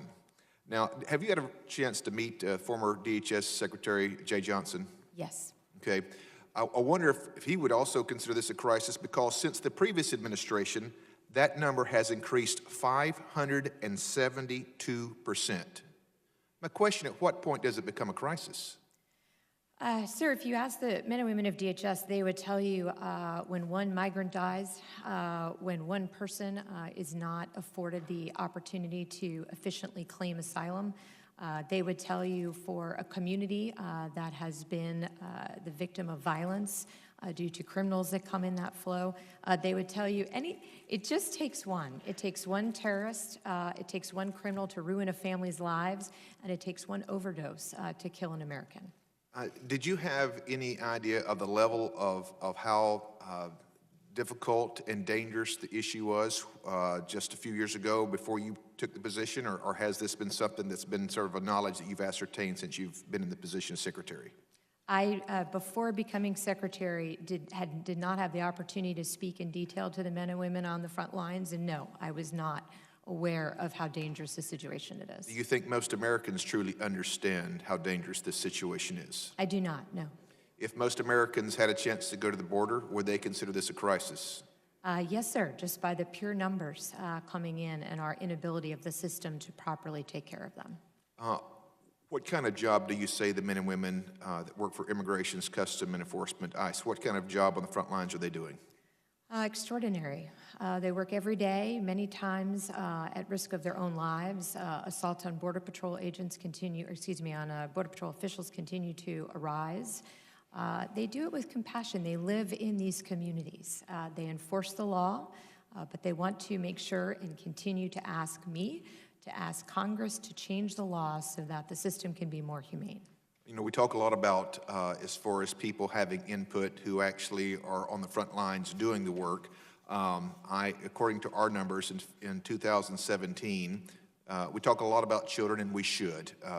We should make sure that we restore as many children as we can. I did hear the 3 reasons of why that may be a problem sometimes: prosecutorial, the guardian poses a risk, or there's another issue that you had to take a look at. But according to our numbers, there were 906 children that were rescued from exploitation just in 2017. Does that number match your numbers as well? Yes, sir. Human trafficking, child exploitation are something that we're working on. We're about to release the first ever DHS strategy to combat that. But yes, the numbers are going up. So all of these numbers continue to go up, whether it's the human trafficking, or whether it's the drug smuggling. The former colleague just talked about the more we squeeze the border. Well, evidently, the numbers continue to rise. So as we look at all these numbers, in summary, can you tell the American people that this is not a manufactured crisis, this is a legitimate national emergency? This is a legitimate national emergency. This is a twin crisis, and we can do better as a country. We have to have a system where we can protect vulnerable populations, we can secure our border, which is our sovereign responsibility, we can protect communities while facilitating legal trade and travel. Thank you, Mr. Chairman. Thank you. Chair now recognizes the young lady from New Mexico, Ms. Tara Small. Thank you, Mr. Chair. Secretary Nielsen, I am the only member on this committee that represents a southern border district. In fact, it includes 180 miles almost of that southern border, and a lot of it is remote, rugged terrain. We've seen in recent months that my district has experienced more migrant families showing up between ports of entry, and such as the Boot Heel of New Mexico. As we've learned through the tragedy of 2 migrant children deaths under CBP custody, most of the CBP facilities near these rural areas aren't equipped to process large groups of migrants. We have to ensure that our agents on the ground have the adequate resources and technology to effectively patrol these areas, keep our communities safe, and provide quality care to the migrants voluntarily presenting at our border. What changes in policies and procedures have you implemented to ensure that CBP can adequately adapt to the rise in people voluntarily presenting at the border and who are showing up at between ports of entry, specifically in these remote areas? So what we've done, I would take it a couple different ways. On the health screening, as you know, unfortunately, particularly because of those remote areas, many of the migrants, when they reach our border, are very sick. So I have worked with CDC, we've worked with HHS, we've worked with the local communities. I've spoken to your previous governor and your current governor about this exact issue. I've asked my bipartisan advisory council to look at this particular issue on families and children and what we can do better. We've increased our medical screening. We screen every child that comes into CBP care. ICE, as you know, if the migrants proceed on to ICE detention, do receive within 7 days a full medical checkup. So we focused a lot on the medical part. In terms of the ability to understand what migrants are coming through remote areas, we're working much more closely with Mexico to identify the flows so that we can have CBP there to rescue them as soon as possible. As you know, we rescued 4,300 in distress last year alone, many of them coming through remote areas where they're dehydrated, they're cold, they're otherwise sick, they haven't had adequate resources and food for quite some time.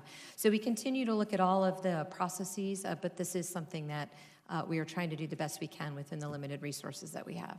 One of the issues that I didn't quite hear addressed there is transportation. And Yes. as you know, one of the children who died, part of the challenge was the transportation to a medical facility. So sometimes the hardest but most learned lessons come from past failures. What is the status of the investigation into the deaths of those 2 children, and when will you release the results of those? So as I understand the status of the investigation, right now it's with the medical examiner. So until the medical examiner in both cases releases their final findings, our Office of Professional Responsibility and our Investigator General cannot complete their report. I did ask this question recently. I have not been able to ascertain from the ME when that will be done, but as soon as that will be done, the other parts of the oversight will wrap up their investigations, and I'm sure they will provide, as appropriate, their findings. Do you have any sense of a timeline? I don't. I've asked, of course, that we do it as quickly as possible. There's some extenuating circumstances there. I think the ME is trying to look at information about the health of the child as they traveled along the journey. So I really don't. I wouldn't want to speak for them. And what can you do to make sure that it happens as quickly as possible? I can just keep bugging them and ask that we do it very speedily so that we can incorporate any lessons learned into our processes and procedures. Thank you. Are you looking into the policy of metering at the ports and how that might increase the role of human traffickers to take migrants between ports of entry and also drive them to these rural areas? So it does, as I mentioned earlier, it does have to be an and approach. It can't be an either or approach. The queue management at the ports is simply to ensure that CBP can perform all its statutory missions, but very importantly to protect the migrants coming in. As you know, when you've seen the facilities, they were built for maybe 100 people a day. They're just not adequate to process and hold large numbers of people. One of the challenges, though, is if you're controlling it at the ports of entry, they can still go to a place between the ports of entry where there's those same lack of facilities and sometimes worse. So are you looking at that impact? Yes, ma'am, and that's why our operators have asked for impedance and denial in the form of obstacles. Thank you. And what has CBP done to minimize attrition in hard-to-fill locations such as Lordsburg or Deming to make sure that we have agents in our most remote stations? So we continue to look at this. I know we're running short on time. I'm happy to work with you. We work closely with the unions on this issue. We're looking at everything from retention bonuses to ability to add additional salary when we transfer, additional benefits on the back end. But yes, this is a problem that we take very seriously and we're working with all parties on. Thank you very much. Chair now recognizes gentleman from Louisiana, Mr. Higgins. Thank you, Mr. Chairman. Madam Secretary, thank you for your time, your dedication to our country, and for your devotion to restore sovereignty along our southern border. My colleague earlier, Representative Langevin, put a graph up. I've asked that it be put back up. That request had been declined. But I refer to it because it certainly shows that an all of the above strategy to secure our border works. Since 2000, our colleague's graph showed a decrease in illegal apprehensions. Since 2000, 19 years ago, we've built more than 650 miles of physical barriers along the border to help control illegal crossings. We've deployed sensor technology and increased Border Patrol staffing. This is exactly why a bipartisan solution exists before us, my friends, and it does not make sense to me why this has become a partisan issue since President Trump's election. Physical barriers, technology, enhanced capacity to respond, they work. This does not mean the current crisis does not exist. Let me just put this in context for the American people. Perhaps the most famous invasion in the history of the world, D-Day. 73,000 American troops landed in the D-Day invasion.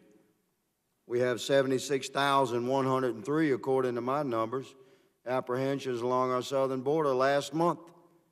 We have D-Day every month on our southern border. Just to put this in context for America, yes, physical barriers work, enhanced technology works. The ability to respond and arrest, to process works. Of course, none of us want to separate families. We as Congress, we have to fix the laws and allow these law enforcement professionals to do their job. I know the men and women of Border Patrol to be highly professional and patriotic in their mission to secure our border. I know firsthand from my experience as a cop, from my service on this committee, and from standing alongside frontline defenders. Our border agents deserve respect. They certainly have mine. I'd like to highlight two cases, Mr. Chairman, which exemplify the professional manner in which border agents conduct themselves. On the morning of January 22nd, a Honduran gentleman, along with his elderly wife, illegally crossed into the United States. They were apprehended and taken into custody by Border Patrol. A few days later, while still in U.S. custody, the Honduran gentleman complained he didn't feel well. He received medical care. He was immediately brought to a hospital, medical center in El Paso. Within hours, the Honduran gentleman was treated by a team of American doctors. Less than 12 hours after reporting his discomfort, he had a brand new pacemaker surgically implanted. The next day, he was given medical clearance and his follow-up prescriptions. American taxpayers gave this man a pacemaker that crossed into our country illegally. We're certainly a compassionate and generous nation. Another such example involves the forced separation of a mother and her child by coyotes, which, by the way, human coyotes give our animal friends a bad name. The smugglers convinced the mother that it was easier to move the pair separately. They separated the child from their parents. They left a 3-year-old child on the banks of the Rio Grande. It was Border Patrol agents who rescued that child. It's Border Patrol agents who rescue thousands of people from smuggling and trafficking routes every year. The southwest border is arduous terrain, difficult, inhospitable terrain.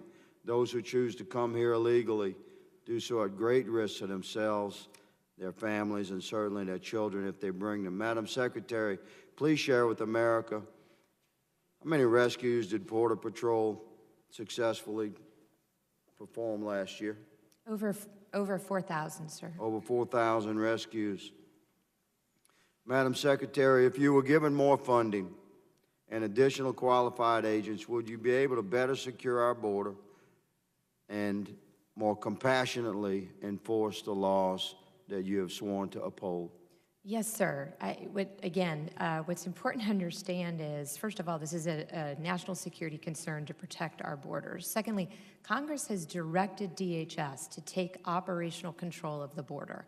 I cannot do that with these laws and with these resources. Thank you, So, Madam, yes, and I it's ask our for that. responsibility to change the laws where they need to be changed. I'm committed to work with my colleagues in a bipartisan manner, Mr. Chairman, to change the laws as necessary. It's the law enforcement professionals' job to uphold those laws, and they are doing so now. And I yield. Thank you very much. The gentleman from Louisiana complimented our men and women who are doing this job. For the record, Madam Secretary, how many vacancies do you have in CBP as of this hearing? I'm happy to get back to you. What I can tell you, the good news is last year was the first year that we were able to hire more than who left. So we're reversing the trend there. Give me a guesstimate. Sir, I don't want to guess under oath. I'm happy to get you the number. So if I said you had over 2,000 vacancies, what would you say? I would say I'd be happy to get you that. Respectfully, sir, I don't Does have that sound about right? I will get you the number. 1,000. Sir, I'll get you the number. Please get me the number. Yes, sir. Chair recognizes the gentlelady from Illinois, Ms. Underwood. Thank you, Mr. Chairman. There are a lot of lawyers in this room, and I'm not a lawyer, I'm a nurse. Madam Secretary, I want to be very clear about what the family separation policy is doing to children's mental and physical health.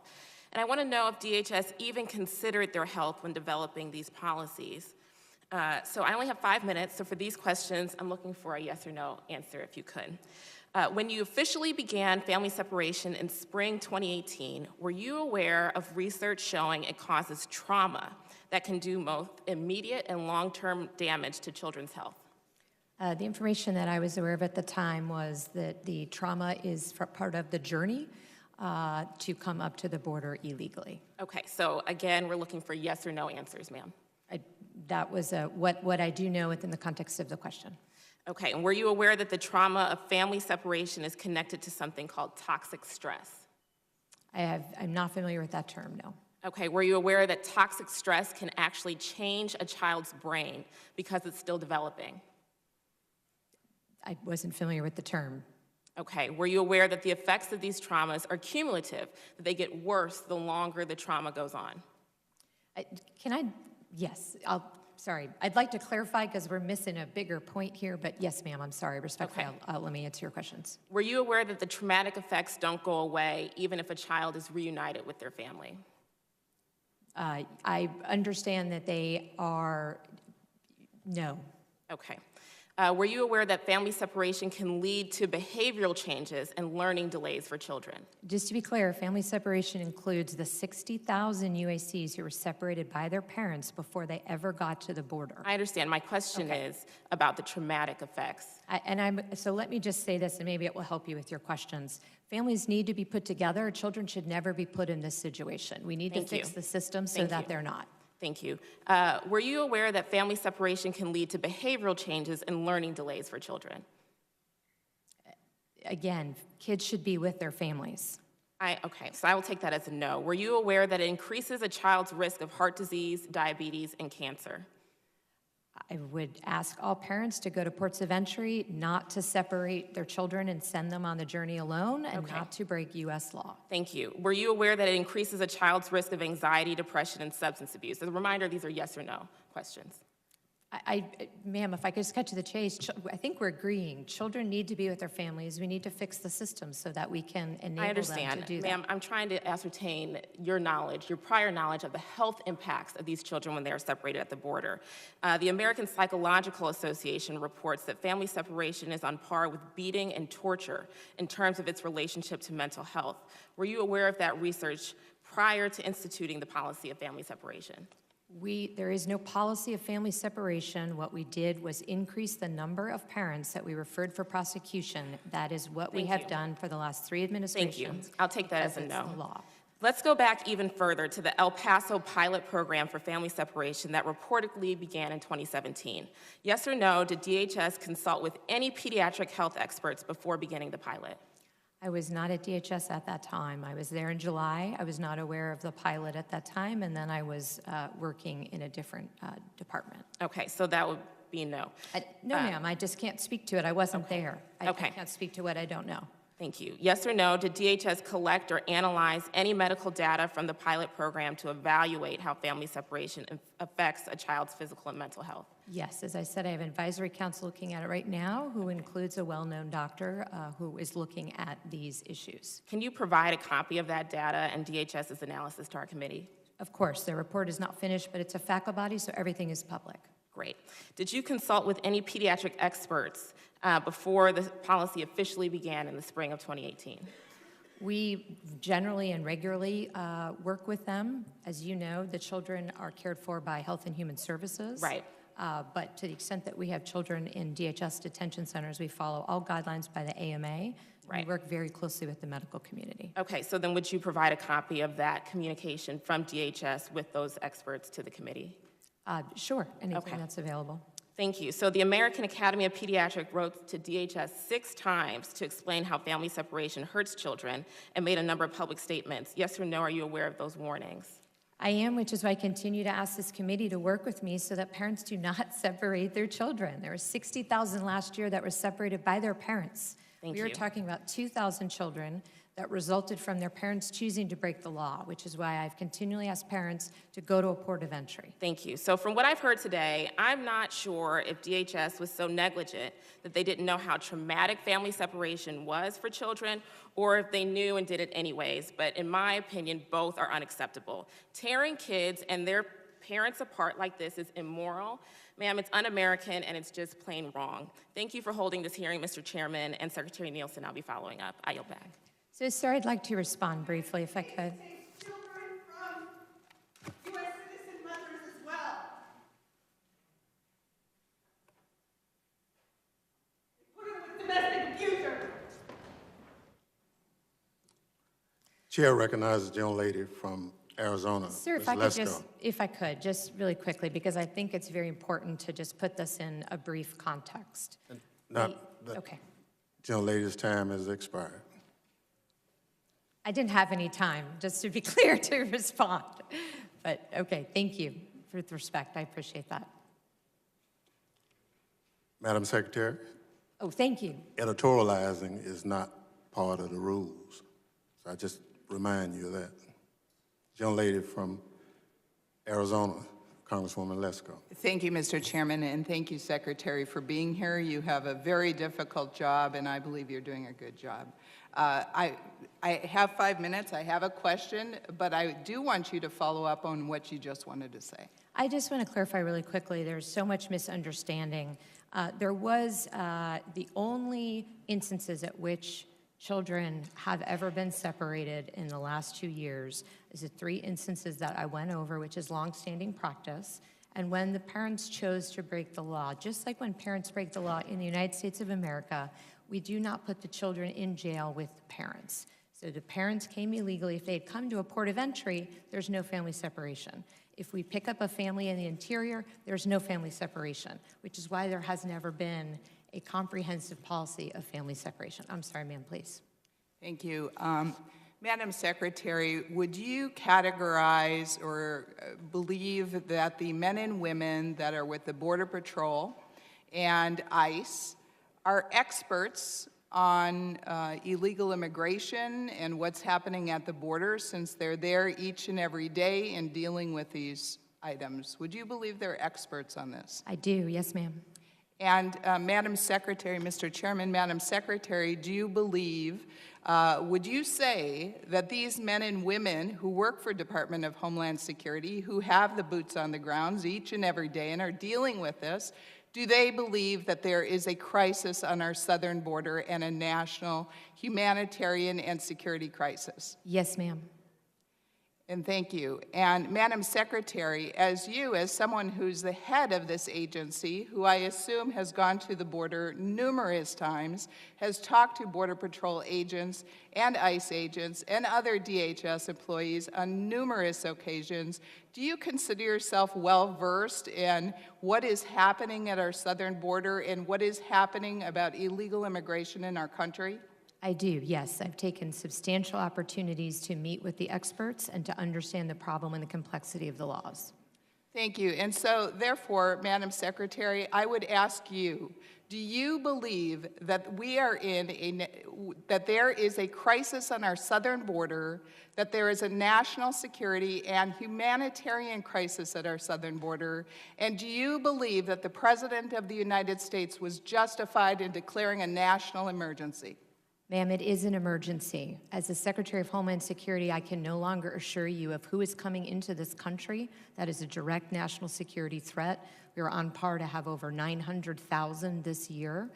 First of all. Second of all, I have seen the vulnerable populations. I have been to Mexico. I have talked to the Northern Triangle countries. This is a true humanitarian crisis that the system is enabling. We have to change the laws. Thank you, Madam Secretary. And, you know, I was here when we tried to pass immigration law last year, which would have combined common sense immigration reforms that would have helped solve some of these problems, especially the cartels abusing our loose immigration laws on asylum claims.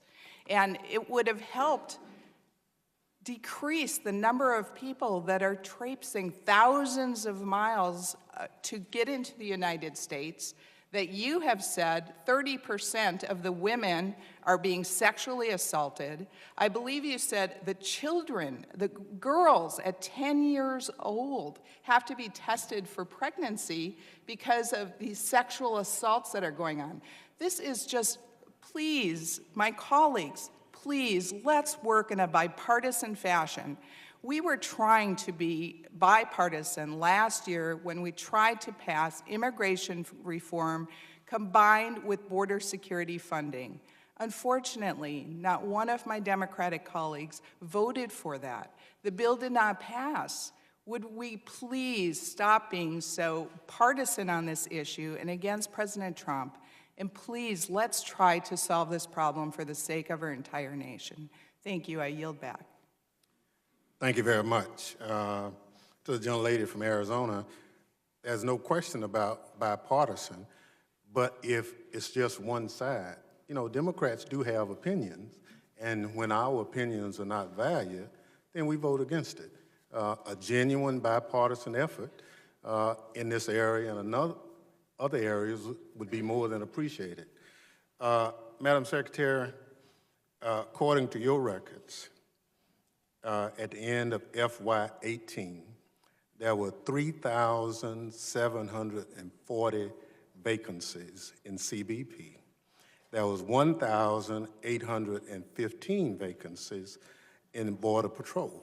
So I await your numbers, but that's a lot of vacancies. And if we have some problems, some of us would say, let's fill the vacancies that Congress has been so graciously supportive of accommodating you, but almost 5,000 vacancies. is a lot of vacancies. Sir, if I could really quickly, we're happy to work with you on that. As you know, we do have new hiring strategies. I will just note that it's a very difficult environment right now. It's a very dangerous job. We have an increase of 40% in assaults on Border Patrol. We are working to hire. We're doing more fairs, more ways. Happy to work with you on that. We agree on the need for Madam Secretary, additional. I look forward to working with you. If you bring it to our attention that it's a problem, we'll work with you. But to my knowledge, it has not been brought to my attention as chair, nor has we ever had a hearing talking about the problems with filling vacancies within that department. If there's an issue to go with it, we'd be more than happy to work with you. Chair now recognizes the young lady from Michigan, Congresswoman Slotkin. Thank you, Mr. Chairman. Thank you, Secretary Nielsen, for coming before us. I represent Michigan, so the northern border. I know we're talking a lot about the southern border. Let's remember that we have significant border locations to our north, and they shouldn't be ignored. I'm also a former CIA officer and DOD official, so I'm a big believer in border security and have spent my life preventing homeland attacks. But I also believe we have to be a country of morals and values. And the separation of children, it didn't matter who you were, where you got your news. The vision of a small child in a cage, separated and crying, I think just hits everyone's heart, and we cannot be a country that perpetuates that. So I just want to understand, separate out from the situation, the unaccompanied minors, which are a large group of people, their parents, you're right, send them up here on their own, coming across the border. Leave that aside, because that was a big problem under the Obama administration, many administrations before. The separation of families, the purposeful separation of families once they arrived as a family unit. Did you initiate the separation of families for the express purpose of deterring families from coming to the United States? No, I did not. Again, the whole purpose of that was to increase consequences for those who choose to break the law. That's a bedrock of our criminal, as you know, the way that our criminal system works. If there's no consequences, we do not see the instances of the crime decreasing. So what we did was we increased the number of prosecutions. We didn't make up the law was already there. Former administrations also referred adult parents for prosecution. We took the prosecution numbers from about 20 to about 55%. So what did you do? I understand it's complicated. We have a big bureaucratic system. When you saw those pictures of babies in cages, what did you do? What did you do to just scream bloody murder up the chain to the president, to say, I cannot represent an agency that is forcing its border patrol to do this? What did you do? So I went to the border. I spoke to the men and women there. I looked at the facilities myself. I talked to HHS to understand and visited their facilities as well to understand the care that they provide to the children once they're in their custody. And then I spent a tremendous amount of time working with the Northern Triangle in Mexico to stop the phenomena closer to the source, to help stabilize those areas so that the children and families are not traveling here. Okay. It just feels like it potentially wasn't enough if we're still dealing with these separations. But just to be clear, we're not. We do not refer parents currently for prosecution, even when they break the law, by entering our country between ports of entry. So switching gears to the northern border. So I'm also very concerned.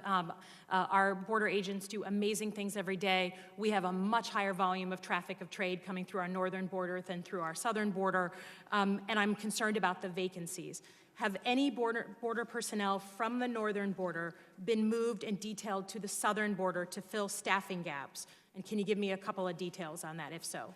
Sure. We did have, we have surge models throughout the department, whether it's at FEMA, whether it's TSA. We do everything based on risk. So when we saw risk and gaps, we move around the personnel in a temporary fashion to address that gap. I just feel like the attention has all been focused on the southern border, when in reality, the volume of trade and then also the people watch listed, the volume is much higher coming through the northern border.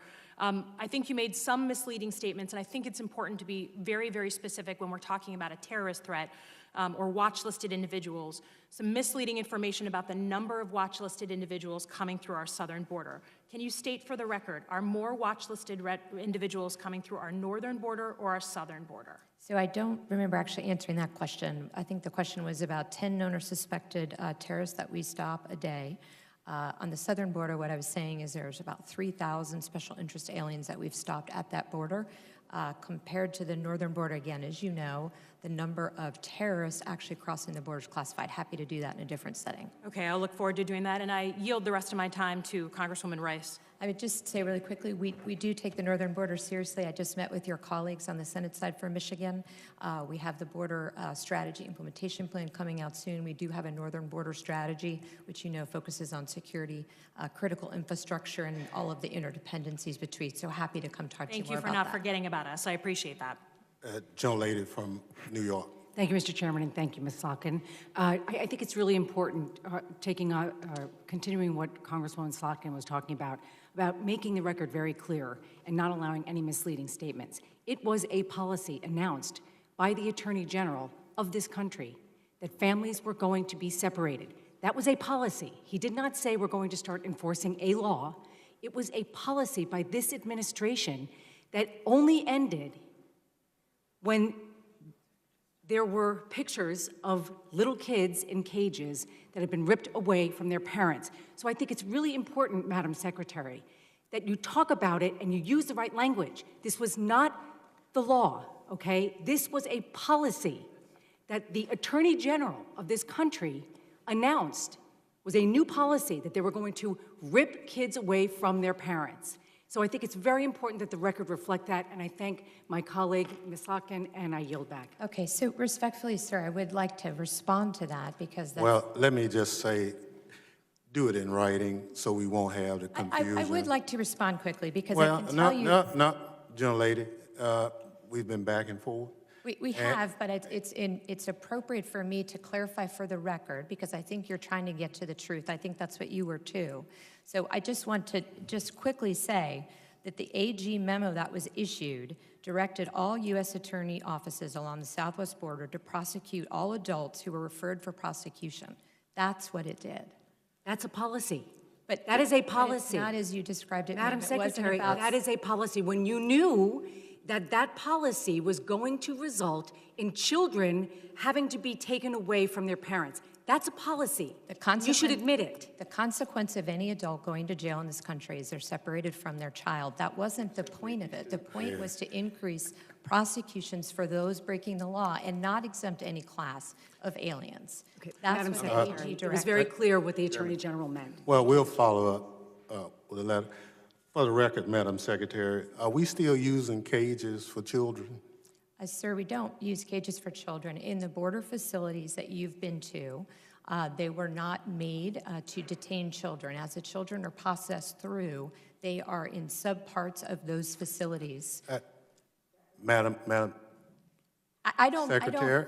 Yes, I'm being as clear as I can, sir. Respectfully, I'm trying to answer your question. Yes or no, are we still putting children in cages? To my knowledge, CBP never purposely put a child in a cage if you mean a cage like this. Purposely or whatever, are we putting children in cages as of today? Children are processed at the border facility stations that you've been at. Some of the And I've seen the cages. I just want you to admit that the cages exist.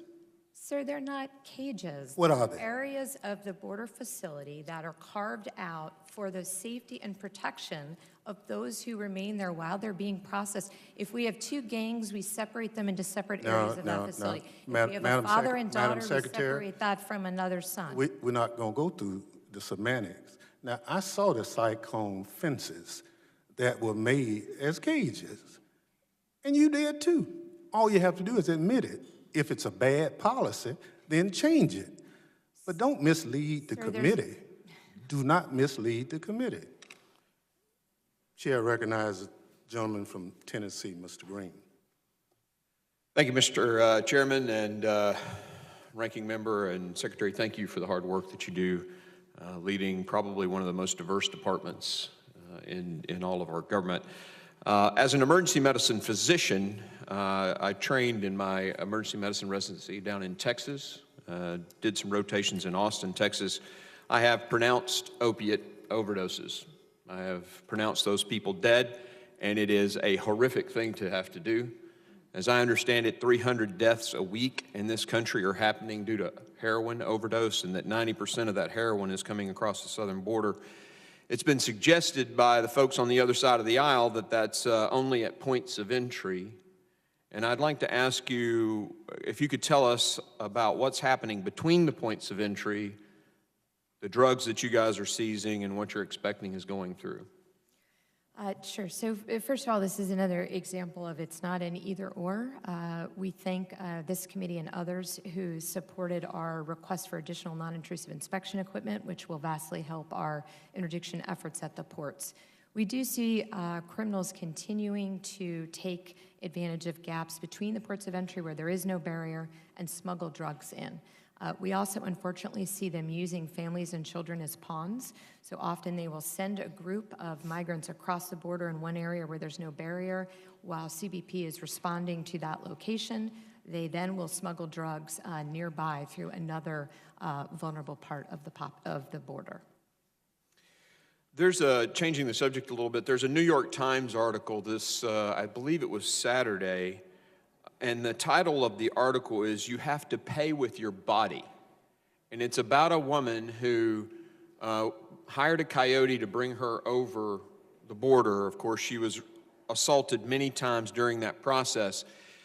The New York Times article then said that she was held once she got to the United States and repeatedly raped by the coyotes.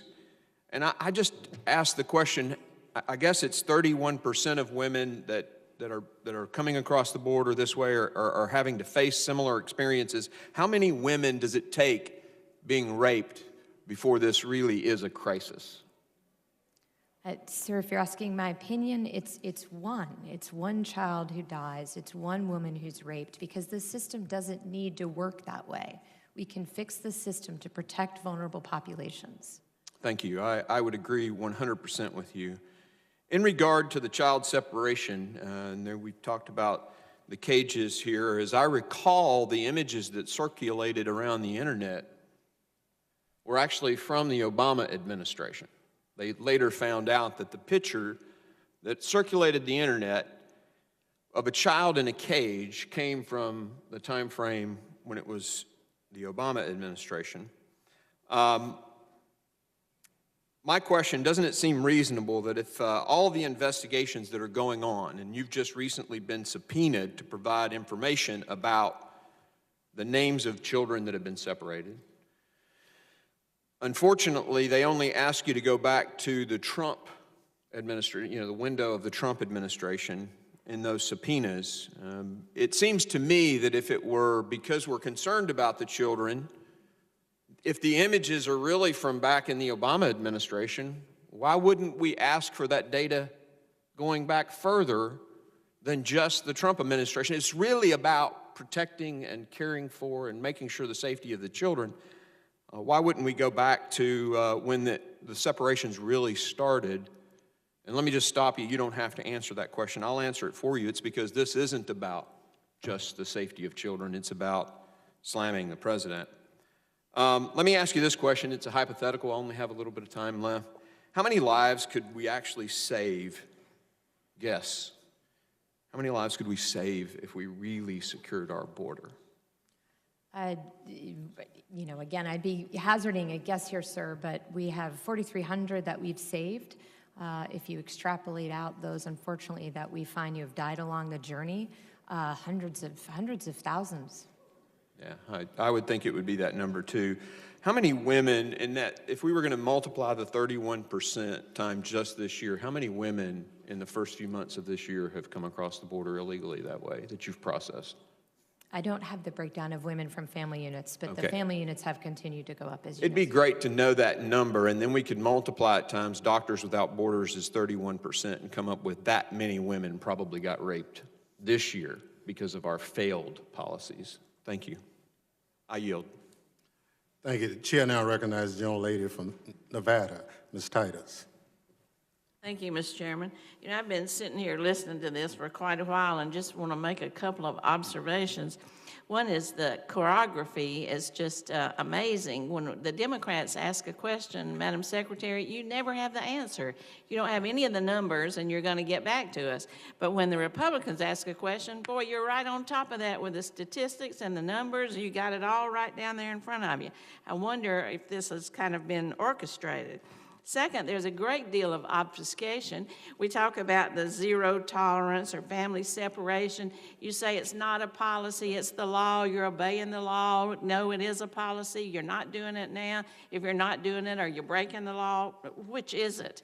Then you said that cybersecurity is a red light that's blinking. That's the most dangerous thing that's facing this country. Yet you requested $8 billion for a wall and only $1.35 billion to deal with cybersecurity. It seems to me a kind of a misplaced priorities there. And then going back to the chairman's point about the number of vacancies in the border and our personnel, I would ask you, and I know this is a topic for tomorrow, but it's kind of interesting that you paid $1.9 million to Accenture to help you with that problem, and they've hired 35 agents. So yeah, I'd say there's a pretty big management problem. But my question is a broader one.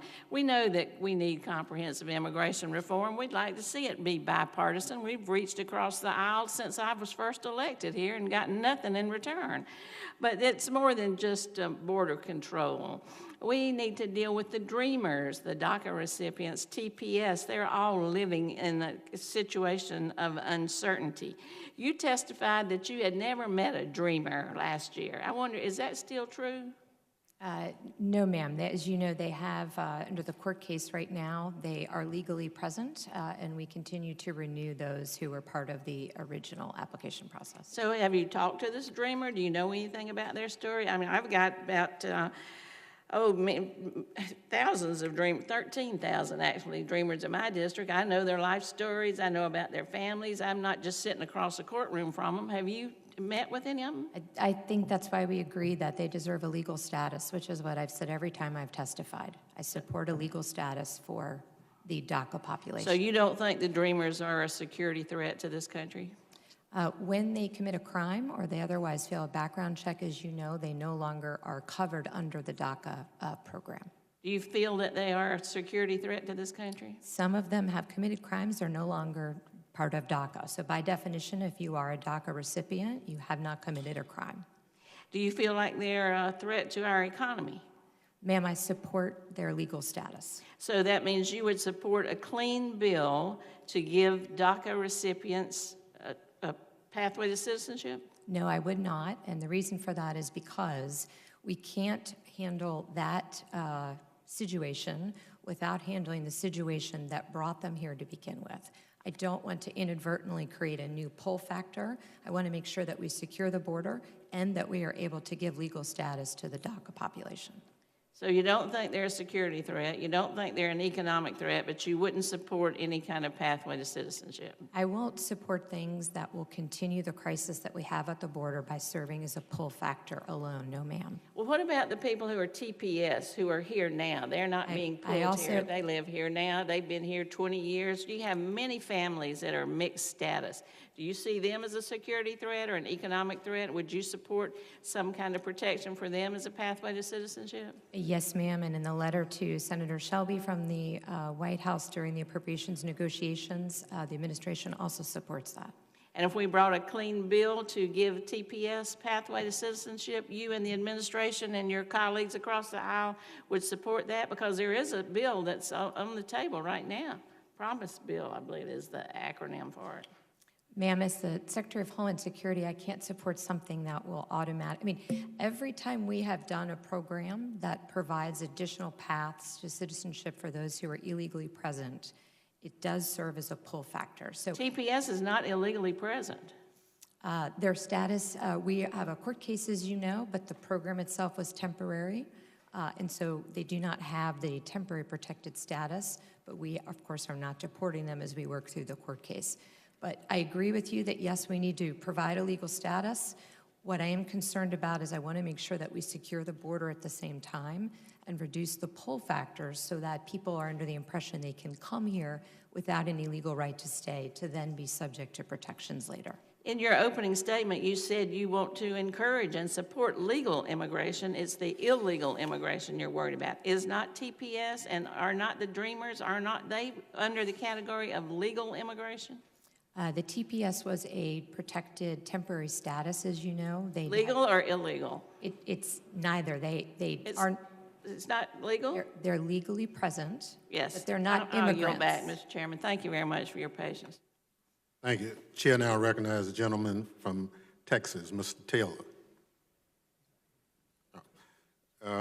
Chair now recognizes the gentleman from Pennsylvania, Mr. Joyce. Thank you, Mr. Chairman, for yielding. Okay. I would like to thank you, Secretary Nielsen, for appearing before this committee to speak on the vital issue of border security, particularly on the southern border. The consistent inability of Congress to comprehensively address this matter has left you and the President with the inability to take the actions that are necessary to provide what we need for protection. Lack of border security has downstream consequences in our country. One of these I would like to refocus on, and that is the opioid crisis and the devastation and the heartbreak it has created, particularly in my home state of Pennsylvania. I too have met with coroners. As a doctor, as a legislator, the opioid-related deaths in my home state are on the upswing and are consistently above the national average. Some reports, as we've discussed, indicate that almost 90% of heroin is illegally smuggled into our country through our southern border. Secretary Nielsen, do you believe that a physical barrier is necessary in places of high risk along our southern border to stem the flood of narcotics into our country? Yes, sir, I do. Thank you.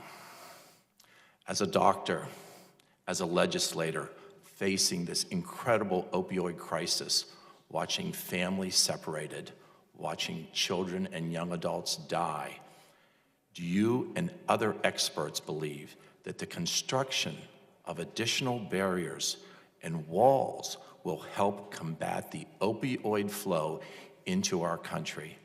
Absolutely. Thank you. I yield back my time. Thank you. Chair now recognizes the gentlelady from New Jersey, Ms. Watson Coleman. It's gone. In a bipartisan fashion. Thank you very much, Mr. Chairman. Thank you, Madam Secretary, for being here. I've got a whole bunch of questions that I'm going to ask that where you can, you just tell me yes or no. Question. What is a chain link fence enclosed into a chamber on a concrete floor represent to you? Is that a cage?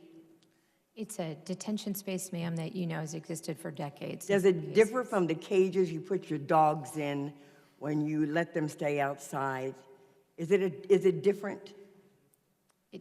Yes. In what sense? It's larger. It has facilities. It provides room to sit, to stand, to lay down. So did my dog's cage. Are the jails different than the cages that you have allowed the children to be put in? I'm sorry, which jails? Are the jails that you put their parents in, or the adults that come here with children that you say are coming here illegally? The detention centers, most of them, no ma'am. They have a border around the outside, but they essentially sleep in dorm-like conditions. So they live in better conditions than the children? No ma'am. I just want to be very clear on this. As migrants are processed through the Border Patrol station, which were not built, again, for vulnerable populations, they're there for up to 72 hours. I just want to know, if the children are in cages, what do you consider the detention facilities to be? Because I'm suspecting that you're putting children in places that seem to be less livable than these adults. I have a number of questions.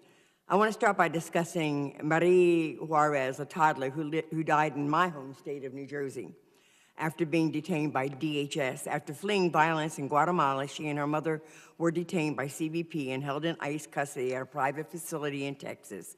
Within a week, Marie began to exhibit upper respiratory symptoms, including congestion, a cough, and a severe fever of 104 degrees. Marie and her mother were released after 3 weeks in custody and cleared for travel to New Jersey by personnel in Texas who did not have the requisite credentials doctors to provide medical clearance. After arriving, her mother took Marie to an emergency room almost immediately. She remained hospitalized for the rest of her life, 6 weeks, dying on Mother's Day last year. Outside doctors made it clear that Marie did not receive the medical care she deserved while in custody of DHS. Secretary, after learning of Marie's death, did you immediately take any action to improve access to the quality of health care at DHS facilities, yes or no? Yes, we continue to do all we can to improve within our resources. Is there an outside investigation every time someone dies in DHS custody so that we can understand what happened? OPR investigates everyone under either in addition to or under direction of the IG. On a different topic, as we all should know, border security isn't just about the southern border, and this has been raised a couple of times. So I want to ask about a concerning program I recently learned about, where TSA is working with the Saudi government to create a Saudi Arabian Federal Air Marshal Program that would have Saudi government agents fly armed on flights to the United States. The Saudis are actually paying the salaries of several full-time TSA employees working on this program. As a section of the 9/11 Commission report stated, while in the United States, some of the 9/11 hijackers were in contact with and received support or assistance from individuals who may be connected with the Saudi government. Madam Secretary, is this really happening, number one, and will you commit to provide this committee any and all documentation of this program, including training materials being shared with the Saudis and who is being trained?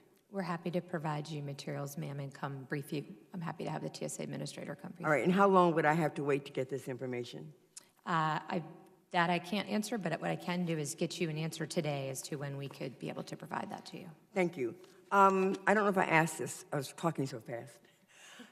Do you continue to separate parents from children as you're coming across the border? In 3 instances, when the child is at risk, if the adult accompanying them is not a parent or a guardian. In the 3rd instance is when the parent needs to go to a custodial environment. So are any of these coming at the port of entry, seeking asylum? Some of them might be claiming asylum, yes, ma'am. Okay, thank you very much. I yield back. Thank you very much. Chair now recognizes the gentleman from Mississippi, Mr. Guest. Thank you, Mr. Chairman. Madam Secretary, first want to thank you and the men and women that serve under you for the important role that you provide in protecting our country. I want to ask you a couple of questions as it relates to the current situation at our southwest border. Do you believe that we are currently seeing an immigration crisis on our southwest border? Yes, I do, and the numbers are increasing so quickly that our system, which I've testified to before, was at the breaking point, is clearly breaking. And do you believe we are also facing a human trafficking crisis on our southwest border? Yes, sir. And finally, do you also believe that we are facing a drug trafficking crisis on our southwest border? Yes. And particularly, I want to turn my attention through the remainder of my questioning toward the drug trafficking. As I look at the figures that have been provided, it appears that we are on track to seize a record number of illegal narcotics that are being attempted to be introduced into our country. Does that seem correct? Yes.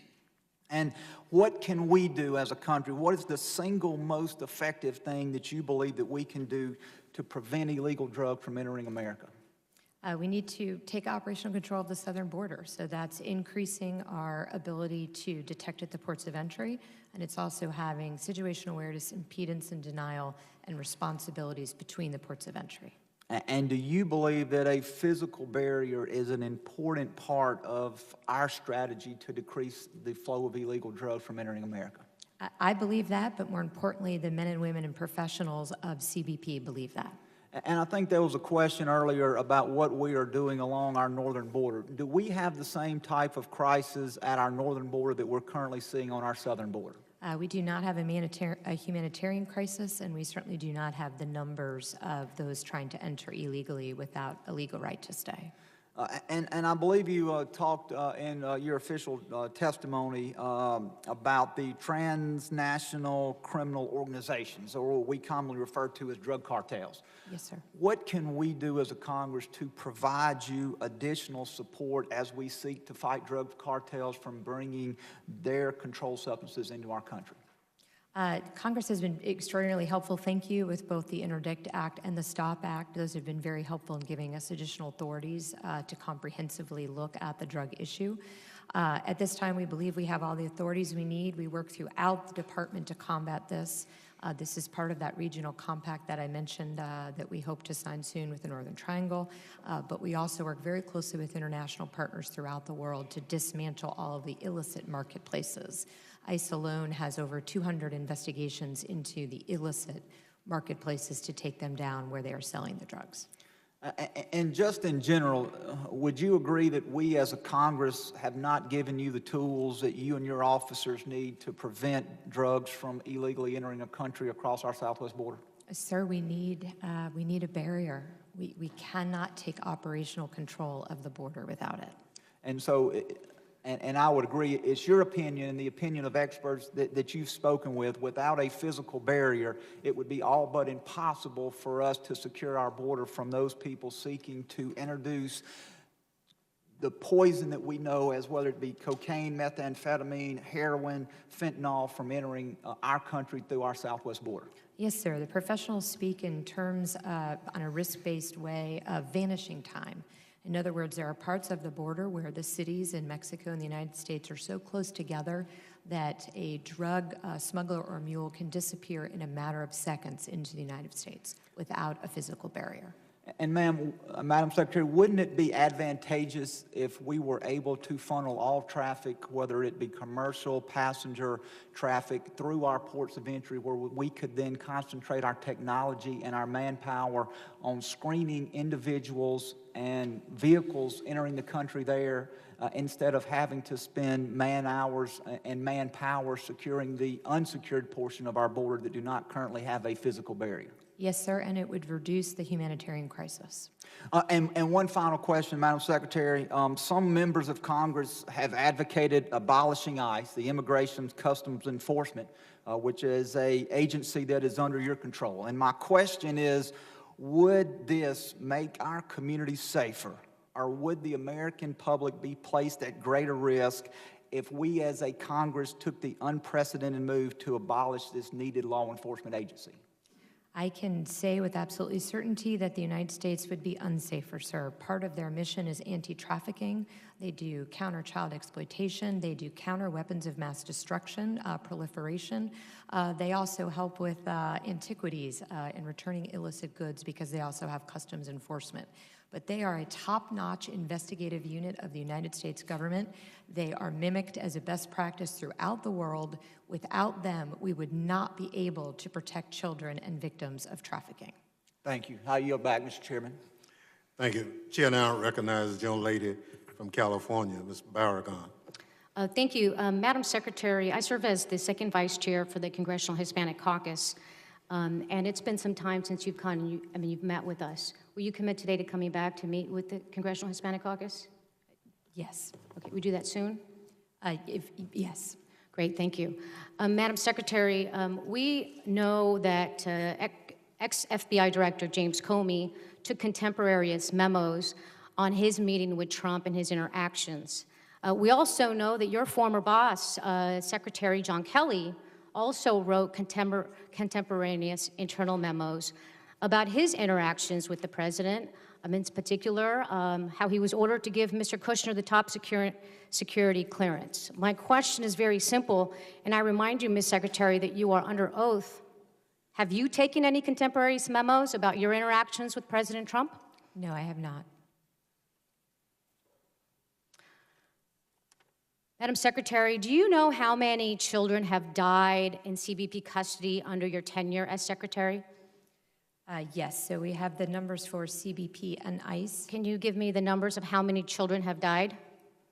Yes, I can. If you'll give me 1 second, I just don't want to misspeak. But this last year we had, or so far this year, we've had 3, as you know, in CBP custody. So far, Madam Secretary, are you expecting more children to die?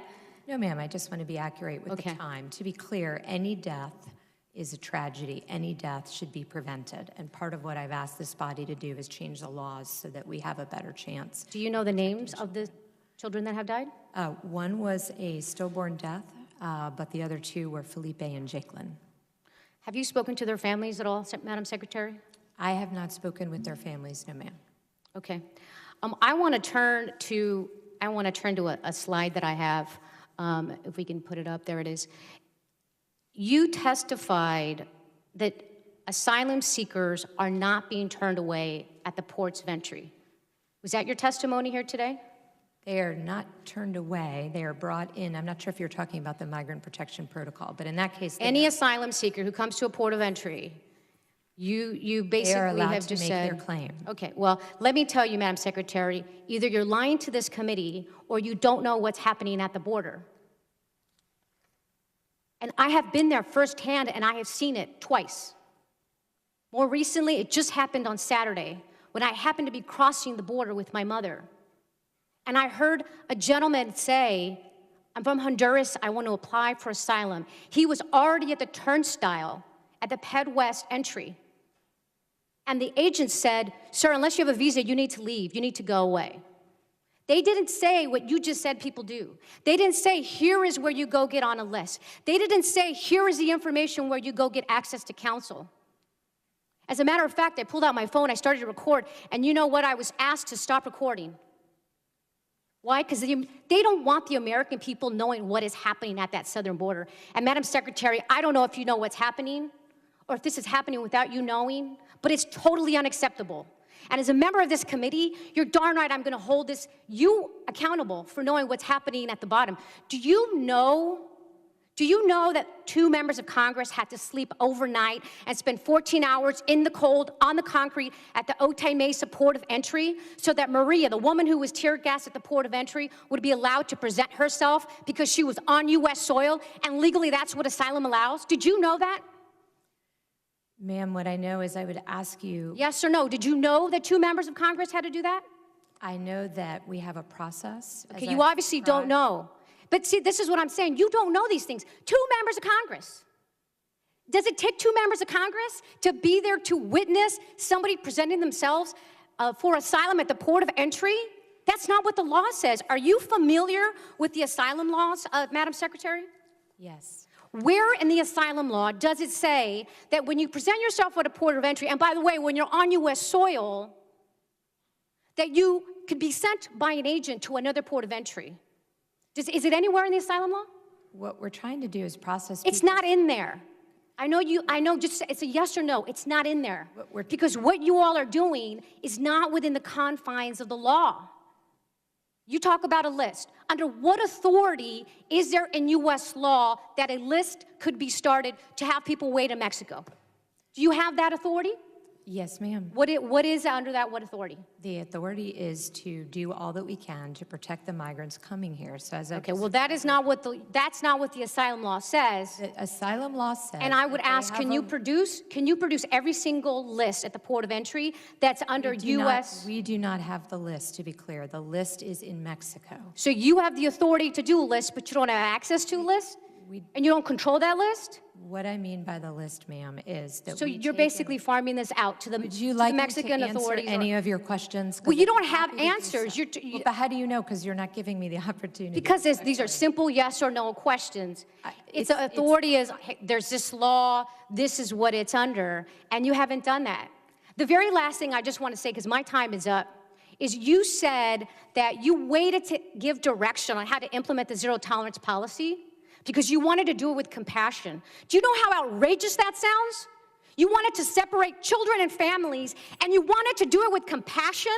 So in the meantime, you didn't do anything at all, and you let kids be separated without tracking them. Do you know how outrageous that is, Madam Secretary? You have no feeling, no compassion, no empathy here. Gentlelady's time has expired. I yield back. Thank you. Chair now recognizes the gentleman from Texas, Mr. Crenshaw.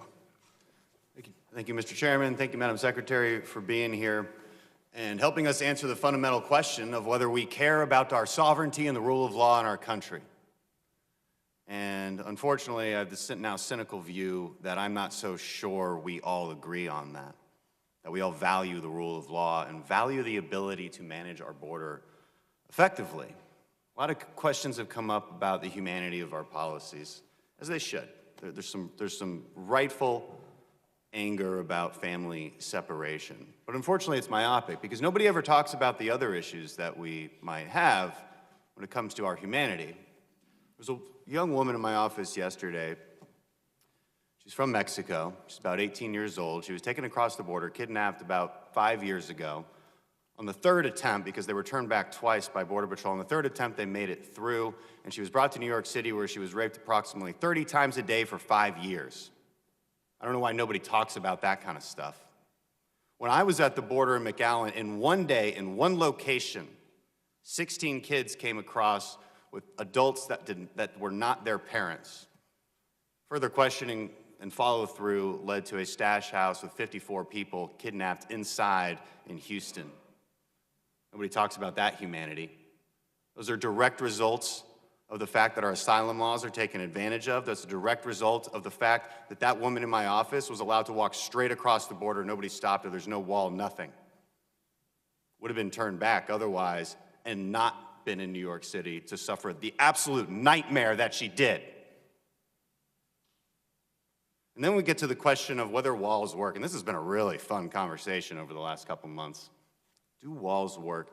Madam Secretary, would you agree that there's 3 parts to security: personnel, technology, and barriers? Absolutely. Can you just take one of those away? No, sir. When I was down in McAllen and Brownsville, what we see is Brownsville has about 35 miles worth of barriers. And as a result, only 6% of the crossings in that sector take place because walls work. Would you agree with that? Walls work, yes, sir, as evidence. McAllen, about 1,000 people were crossing on some days because they don't have the infrastructure. Would you agree that the biggest difference between the McAllen corridor and the Brownsville corridor would be the physical barriers? The wall system, yes, sir. Been a lot of red herrings that have been thrown out there to argue these points. Drugs like fentanyl come through points of entry. Yes, we know. You would agree with that, right? Yes. Does that have anything to do with the conversation about whether we need barriers between points of entry? It does not, because it's not an either or. There's always the conversation about we just need more technology because then the border agents can just chase people around. And we see, because we can sense them coming through. Is that the only solution, or do you need that plus barriers plus personnel? We need all 3. We also need the ability to detain and remove when there's no legal right to stay. There's a point often made that the border crossings are the lowest in years. We had about 400,000 last year, although that's quickly on the rise, as you've noted, 76,000 just this last month. The point is often made that because it's lower than in the year 2000, that there's no crisis. Is that accurate? Is 400,000 a year a low number? Sir, it's not, but again, if I could, respectfully, it's because of the flow. It's because these are families. It's because these are children. That is why it's a crisis. It's a terrible, horrific journey that they undertake. And let's get to that. As these arguments are made against points that, frankly, we're not even making, you mentioned the children and why that's the nexus of this crisis. Why does that happen? Is it because of our asylum laws? Is it because of the fact that if you bring a child across the border, well, and I think as you mentioned this before, if you bring a child with you, it's your ticket into the United States. All you have to do is claim asylum. Would you agree that our asylum process is completely taken advantage of? Yes, sir. Would you agree that if we were to put more resources at points of entry so that we could humanely bring people in and hear their asylum case, but not let them loose into the country, would that dramatically reduce these illegal crossings as well? Would that be part of the solution as well, to reform the actual asylum process? Yes. Are there any other issues in the last 20 seconds I have that you want to mention or follow up on? I appreciate that. I would just say that my heart breaks for the system that we have. It does not allow us to help vulnerable populations as soon in their journey as we need to help them. There is nothing humane about a system that contemplates what we see today, that contemplates 60,000 children coming across the border unaccompanied, that contemplates the rape and abuse, the trafficking, the child exploitation, the 70,000 Americans who died last year from drugs. I am extraordinarily compassionate in my job, which is why I'm asking Congress to work with me to change the laws so that we can have a safe and orderly flow, so that we can take care of those who need asylum, so that we can take care of the vulnerable populations who believe they have no options in their country. That is why I spend so much time in the Northern Triangle, to help them build resilience and stability. And apologies, but thank you for the time. I just wanted to clarify. Thank you. I yield. Thank you. Ms. Nielsen, before I move to Mr. Rhodes, just very quickly, any thoughts on a matrix to measure the efficiency of all these taxpayer-invested dollars? Does a wall work? How efficient is that versus, investing, for example, in a fusion center in the Northern Triangle? Any thoughts? Are we putting one together, these matrix, and how these investments work? Yes, sir. A lot of that is covered in the Border Security Improvement Plan, but we're happy to come brief you in detail on anything you'd like us to cover. Love to have a Sure. detailed deep dive on these matrices on the efficiency. Now, Mr. Rose, if I can, please. Thank you, Chairman. Madam Secretary, it's good to see you again. And, I want to start off, first of all, I don't doubt your love of this country, and I understand that you're serving it. That's not what this is about. But what this is about here is solving problems and saving lives and upholding our values. My district, Staten Island and South Brooklyn, has lost an ungodly number of people to the opioid epidemic. My district has lost an ungodly number of people to terrorist attacks. So as we look at the facts, I want to make sure that we're operating on the same plane here. First of all, is it true that your data, your own department's data, shows that the vast majority of drugs coming through the border, heroin, methamphetamine, fentanyl, are found at ports of entry? Where we can detect it, yes, sir. In most cases, it's over 80%. Right, but I just want to clarify, we don't know what's coming between the ports of entry. That's what I want to get into next. Okay. So now you could easily say in response to that, that's true, but that's just what we're measuring. Do you have any sense, then, of across the entire border, across the entire country, hypothetically, theoretically, based off your simulations, what percentage of our drugs is coming in from ports of entry or any other sources? What is the breakdown? The breakdown, and I'm happy to show you the modeling. We'd love to come in and chat more. What I can tell you is the instances of interdiction of illicit drugs has gone up across the board. So it's gone up at the ports of entry thanks to new technology, but it's also unfortunately gone up between ports of entry. When you try to compare the two, the majority of the drugs continues to come through the ports of entry, but we're seeing the amount increase between the ports of entry. So the vast majority are still coming in through the ports of entry based off these models? Yes, and thank you for the NII equipment. Yep. So then what my question is what are your priorities based off that model? And please, for the respect of all of our intelligence, because I'm doing my best to respect yours and your service, what are your priorities based off that model to address fentanyl streaming into our country and killing our kids? So what we do, we look at it from a risk-based perspective, today's threats, but we also have to anticipate where the flows go tomorrow, which is why between the ports is concerning. But as you know, we also look at the mail, so we've used the authorities that we have to work to identify the fentanyl coming from China. We're working with China on, they've agreed to make illegal some of the precursors to fentanyl, so we're working there. We have border enforcement security teams throughout the nation where we work with state and locals on investigations to really get at the cartels and the trafficking within the country.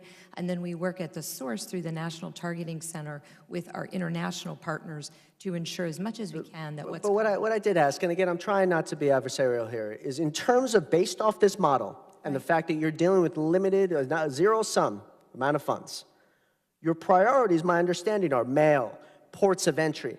I did not hear you say, though, that my priority to prevent the children in Staten Island and throughout this country from dying from overdoses is the border wall. I want to understand here, because that's what we've declared a state of emergency around.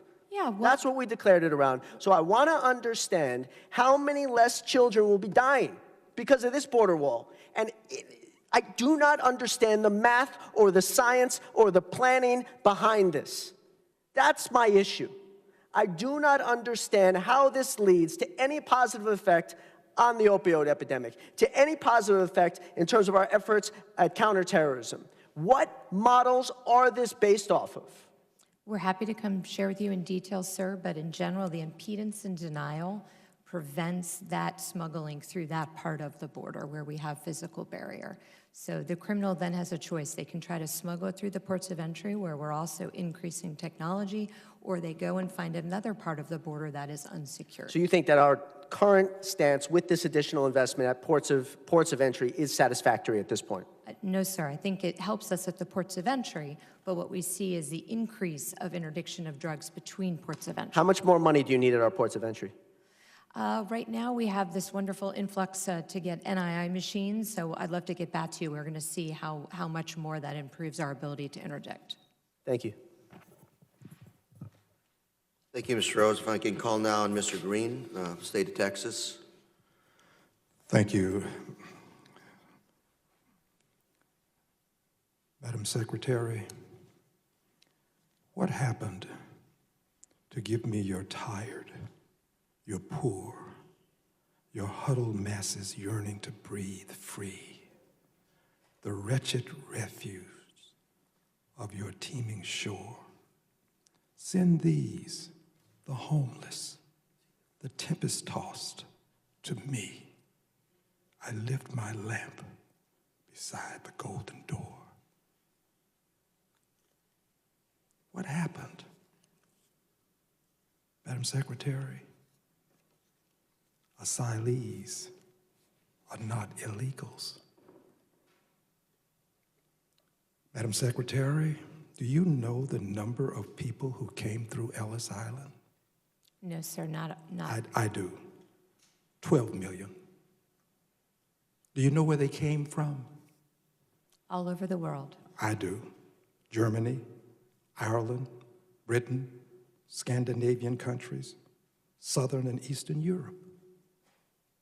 They were not illegals. There was no flotilla in New York Harbor to prevent them from coming to Ellis Island. There was no family separation at Ellis Island. Past administrations have, when asylees were trying to get to this country, found ways to accommodate asylees. They didn't build walls.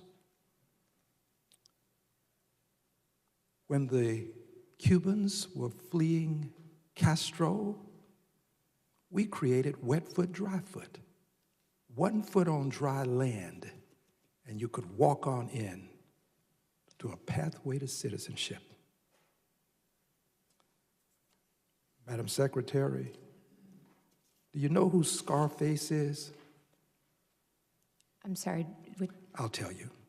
Al Capone, the son of Italian immigrants. Not all of those people who came through Ellis Island were saints. Scarface was a bootlegger, dealt in prostitution, gambling, one of the greatest criminals this country's ever suffered, the son of immigrants. It's unfortunate. I would never want a Scarface in our country. I don't want MS-13 in our country. But I also don't want to see a wall as a solution to a humanitarian crisis. Madam Secretary, these Border Patrol agents are also victims. The children, but the agents are victims too. because they are required to enforce a corrupt policy, a policy that separates babies from their mothers, places them in cages. I was at the border. I saw those babies locked up on top of each other. We would not treat animals. The Humane Society wouldn't allow it, the way those babies were treated. Madam Secretary, they are victims.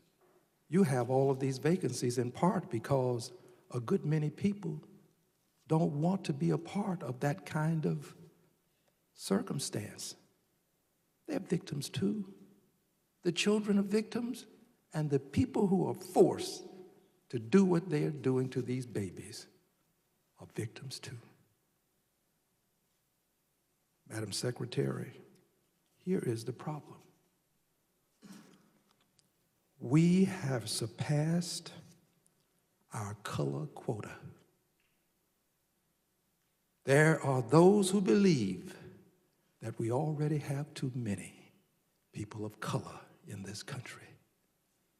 And these, one of whom happens to be the President of the United States of America, would institute policies that will prevent people of color from coming to this country. White babies would not be treated the way these babies of color are being treated, Madam Secretary. This is about color. We've opened our doors. You're tired, you're poor. Huddled masses yearning to breathe free. Except we now have our quota of people of color. I'll yield back the balance of my time. Sir, if I could just respond to a couple things. Mr. Chairman, if she responds, I'd like to have the opportunity to respond to her response. Well, gentleman made statements. He really didn't ask any questions. So in interest of time, we're going to go to gentleman from Kansas City, Mr. Cleveland. Thanks, Mr. Chairman. Thank you, Madam Secretary, for being here today. I'm conflicted. In seminary, we were required to study Robert Frost, and Dr. John Swanley, legendary author and theologian, forced us to, study all of the writings of Robert Frost. One of them is called Mending Wall, which you may be familiar with. One of his most famous, wrote it in 1914, just outside of Boston. And when you have to dissect that, what did Robert Frost mean in the opening line, which says, and I quote, "Something there is that does not love a wall," unquote. Something there is that does not love a wall, Robert Frost, 1914. And so when you dissect it, Frost is saying nature, shorten this, nature or God does not love a wall. And we can speak euphemistically, metaphorically,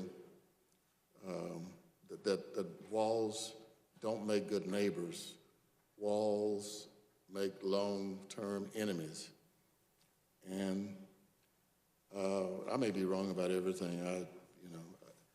I've studied seminary through college, and then 3.5 years in seminary. And so we studied this whole issue. If you look at the Great Wall of China, you have any idea how many times China has been invaded since they built the wall? No, sir. You wouldn't know that. It's not most historians would say a lot, because we can't even figure out, historians can't figure out how many times they've been invaded. Started building on it in 200 BC, primarily to keep the Huns out, the aliens, I guess we call them today. And as you know, that didn't help. Went all the way through the Ming Dynasty. What I'm trying to come to the conclusion of my question is,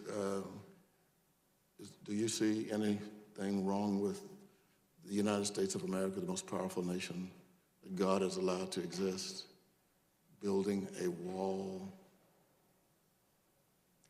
Sir, the idea in part of the wall is actually to ensure a safe and orderly flow, which actually protects those traveling. When they come through the desert or they come through more remote areas, they put themselves at risk, and they almost always do that by paying a smuggler who then further preys upon them. So the idea of the barrier is a safe and orderly flow so that migrants who choose to come here come through a legal port of entry where they can be cared for. That's where their resources are. That's where we can provide them the best medical care, and that's where we can most quickly process their claim. Mm-hmm. Thank you. The busiest and the longest land border in the world is what? I would say it's ours. The busiest and the largest, the longest land border in the world is between the United States and Canada. But that's not the busiest, sir. But it is the longer border, yes.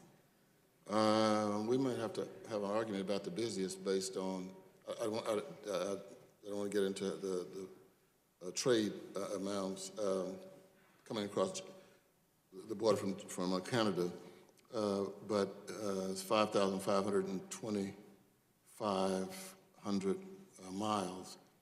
And we have a lot of illegal people coming across the border, particularly between Vermont and Quebec.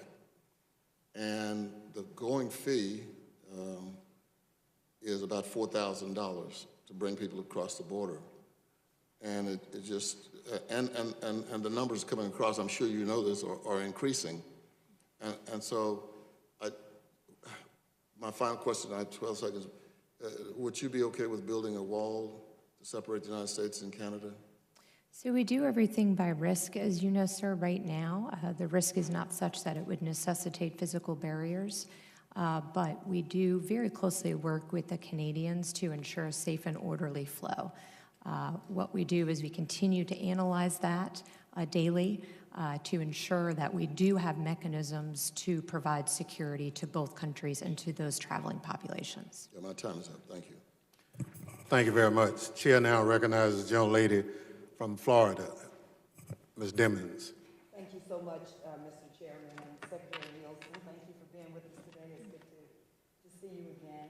I apologize for being a little late, so you may have already answered this question, but let me just ask you, do you agree with the president declaring a state of emergency at the border? I do believe it's an emergency. Do you think that same system or process could use to address mass shootings in America to make sure that we have the resources that we need to deal with mass shootings? I'd have to refer you, of course, to the, I'm not. What are your personal opinions, since you do deal with the security of our nation, what do you feel about declaring a state of emergency as it pertains to mass shootings in this country, since countless numbers of people die right before our very eyes on a regular basis? We need to do a lot more. That's a particular authority that the president has, but in general, is it an emergency that we need to address? Yes. So do you think that declaring a state of emergency as it pertains to mass shootings in this country would be a process that the president should consider? Again, I can't speak to his particular authority there, but what I can say is what we're doing at DHS. Happy to tell you now or later. How many Customs and Border Patrol officers or agents have you had to die in the line of duty during your tenure? We have had, have the numbers here, I can look them up, but it's about, 15 to 20.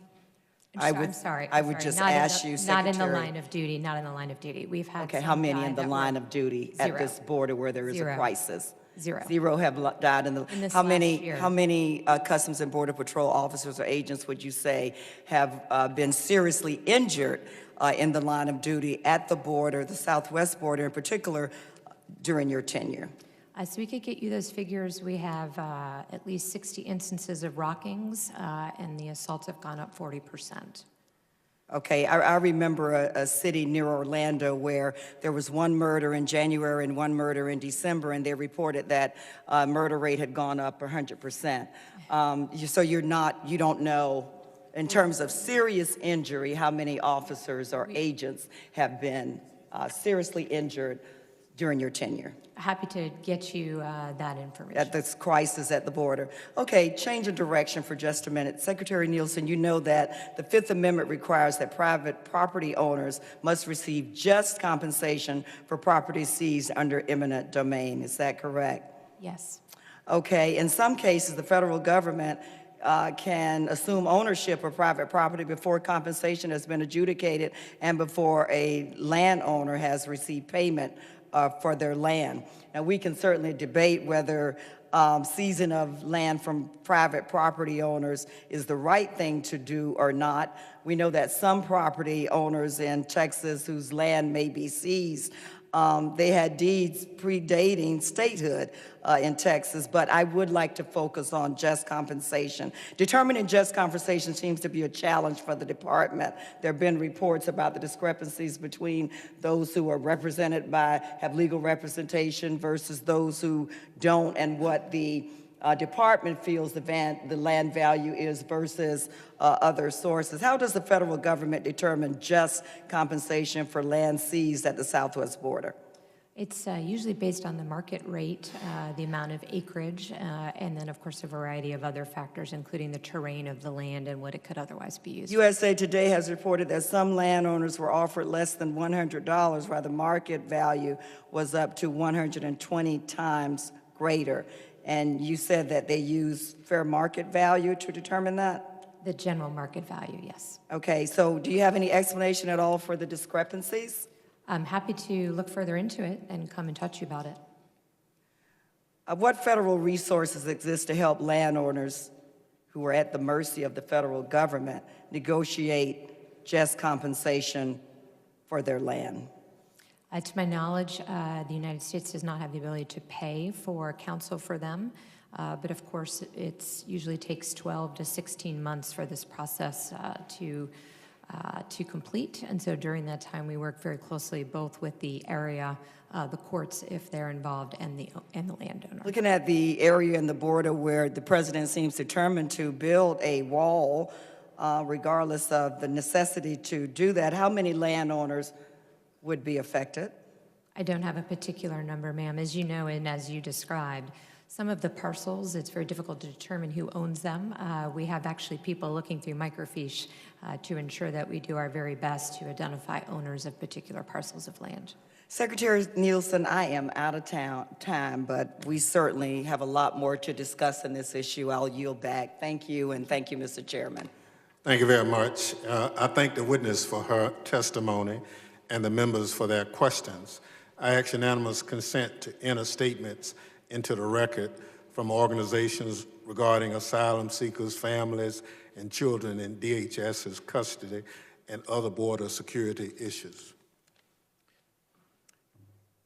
Without objection, the members of the committee may have additional questions for the witness, and we ask that you respond expeditiously in writing to those questions.